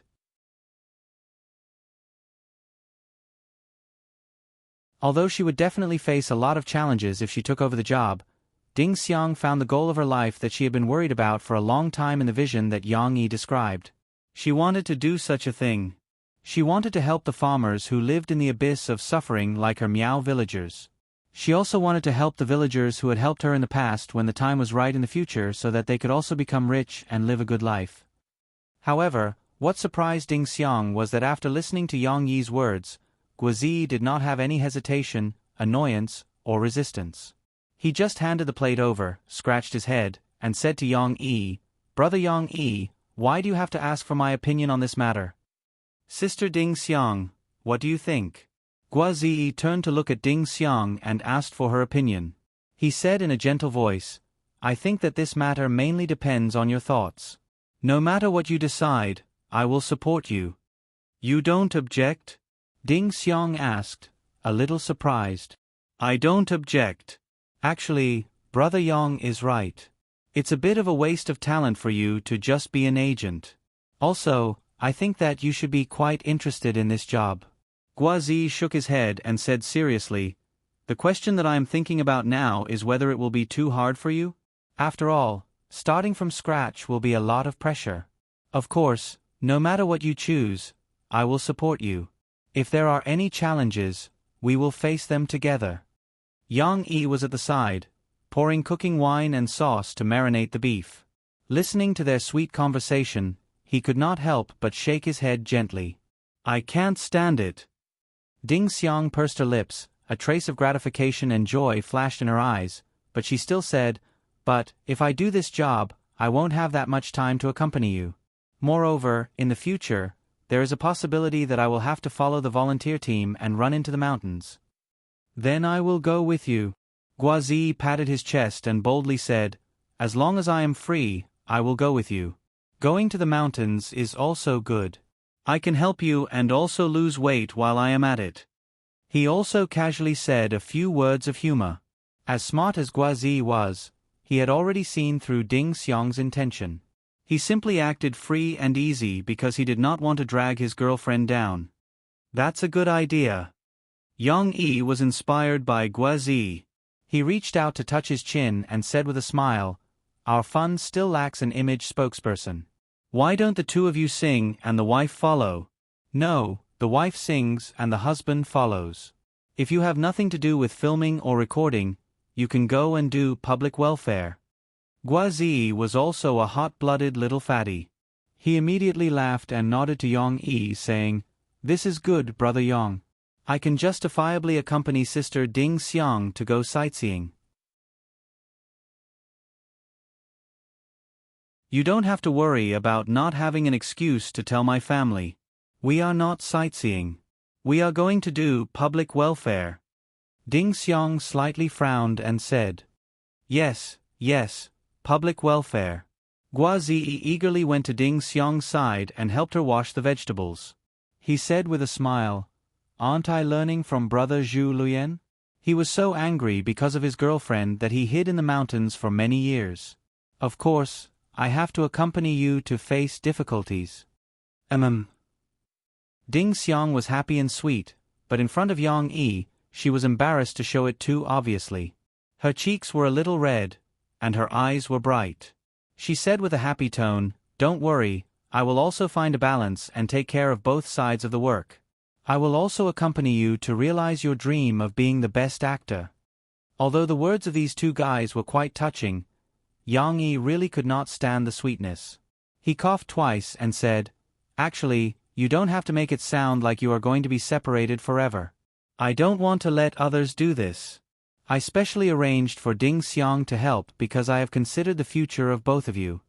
Guazi and Ding Xiang turned to look at Yang Yi in surprise. Last month, Murphy held a concert in Jiangqing. Xiao Gua, didn't your mother also come to watch the live scene? Later, I heard from Huan that Xiao Yan revealed that your mother actually likes Ding Xiang very much, but she wants you to find a girlfriend who is not in the entertainment industry. Of course, it will be better if she has a certain status, right? Right. Yang Yi said with a smile. Guazi frowned slightly and muttered unhappily, Brother Yang, my mother and the others have different ideas from mine. My mother is my mother, and I am me. No matter what they think, I will marry sister Ding Xiang. Ding Xiang reached out to grab Guazi's hand and signaled him not to be so extreme with her eyes. However, her lips were slightly pale, and she seemed to lack confidence. Don't worry, Yang Yi said with a smile. Now that I have asked Ding Xiang to run this fund, it is also an opportunity. Her identity in the entertainment industry is actually just your agent, which can be ignored. However, on the surface, she has an additional identity as the person in charge of the public welfare fund. Guazi and Ding Xiang were both smart people. They understood the meaning of Yang Yi's words and immediately became spirited, especially Guazi. He looked at Yang Yi with bright eyes and some excitement. Yang Yi continued, Although our foundation has not been widely publicized, it can be said that this is a great public welfare project, just like Zhu Luyan's Hope Primary School project. It is a great public welfare project that will benefit the present and the future. Ding Xiang, do your best and help more farmers to become rich. In the future, your social status will definitely be corresponding to your contributions and will be greatly improved. It won't take too long. We currently have the support of the Guangdong provincial government. Therefore, you can start a pilot program in Guangdong province and learn the tutorial and process of teaching farmers how to open online shops. In the future, the shopping mall on Taobao will be completely popular. Then, you can start to expand to the whole country and help more people in need. Yang Yi said with a smile. I understand. If we do well, Sister Ding Xiang can be nominated for some outstanding youth award in the future. Guazi said with some excitement. Yes, I can tell you that as long as you do well and help the economy of the poor villages in Guangdong province, the Guangdong provincial government will not treat you badly. Yang Yi said seriously. Even if there are no awards, I will work hard to do it well, Ding Xiang couldn't help but whisper. Although it sounded a little hypocritical, Ding Xiang was expressing her sincerity. She was not the kind of person who pretended to be serious. That's true.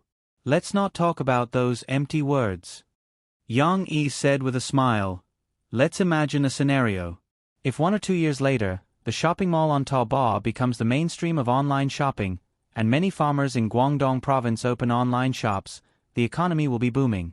And Jiangqing City, that is, Xiaogua's father, sees the success of others and wants to introduce this model. In that case, if Gua Zhangyan wanted to learn from Guangdong province, he would definitely have to cooperate with the Sahara Desert like Guangdong province. At that time, he would discover that his son was inextricably linked to the Sahara Desert. This wasn't the most important thing. At that time, when the Sahara Rural Development Public Welfare Fund came to Jiangqing, The one who could contact Gua Zhangyan and cooperate with him would be Ding Xiang, who was already in charge. Ding Xiang could talk about cooperation with Gua Zhangyan on an equal footing. If Gua Zi and Ding Xiang were to be in a relationship, would the Gua family ostracize Ding Xiang because of her background? At that time, Ding Xiang's status would probably be comparable to those second-generation officials and socialites. Moreover, with Gua Zhangyan's upright and plain-spoken character, Ding Xiang, who was engaged in public welfare, would probably be more likable. This was also the main reason why Yang Yi wanted Ding Xiang to be in charge of this public welfare fund. Gua Zi listened to Yang Yi's idea and couldn't help but take a deep breath for Yang Yi's idea. He said, "Big brother Yang, I just wanted to say that since the Taobao model is so good, why don't you recommend it to my father?" It turned out that Yang Yi was digging a hole for Gua Zhangyan to jump into. However, Gua Zi thought too much. Yang Yi laughed and shook his head. He said, "In fact, I didn't recommend it to your father because of you. Now, I'm using the same strategy for Jiangqing, Jiangnan, and even my hometown, Anqing province. Isn't there such a saying? People tend not to cherish what they get too easily."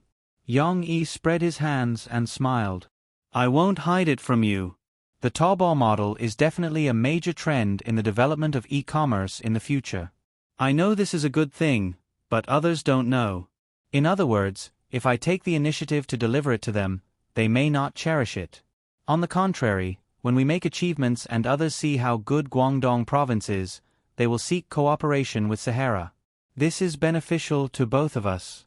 They will pay more attention to this cooperation, and Sahara can also occupy an advantageous negotiating position," Yang Yi said. "I understand. Business is business. This is very normal." Gua Zi came to a sudden realization and smiled. "No, this is not just a business principle. This principle is also applicable to our public welfare fund." Yang Yi waved his hand and opened the refrigerator. He then said, "Ding Xiang, do you remember the example I told you about the big boss giving a villa to a fellow villager?" Ding Xiang nodded hurriedly. Gua Zi looked over in confusion. Fortunately, when Ding Xiang and Gua Zi were dating, they talked about this news. Ding Xiang pointed it out a little and Gua Zi understood. It's the same when doing public welfare. We need to help others, but we can't take the initiative to ask for help like we are asking for help. Yang Yi said, "If you beg and say that we'll teach you how to open an online shop, other people won't thank you if their online shop does well. Instead, they'll blame you if they don't open it well and lose money, right?" Gua Zi and Ding Xiang nodded gently. "So now, I will let you pilot it in Guangdong province. After all, we have the support of the Guangdong provincial government. It is justified. You can also explore the procedures of the fund, accumulate experience, and avoid detours in the future." Yang Yi said, "In the future, when the shopping mall on Taobao becomes popular, the local government will know that this is a good thing. Our fund will also become famous. At that time you can start to go national. At that time, the resistance and doubts will be much less." "So that's the case. Brother Yang, you are really thoughtful." Gua Zi and Ding Xiang were very smart, but they were still very young and had not experienced too much intrigue. Now, listening to Yang Yi's endless narration, their faces were full of admiration and respect. However, when Yang Yi, Gua Zi, and Ding Xiang were in the kitchen, preparing lunch and talking, Shishi's exclamation came from outside the kitchen. "You're tuning in to the Narrate and Escape YouTube channel. Don't forget to subscribe and join us on this journey to catch the most captivating stories.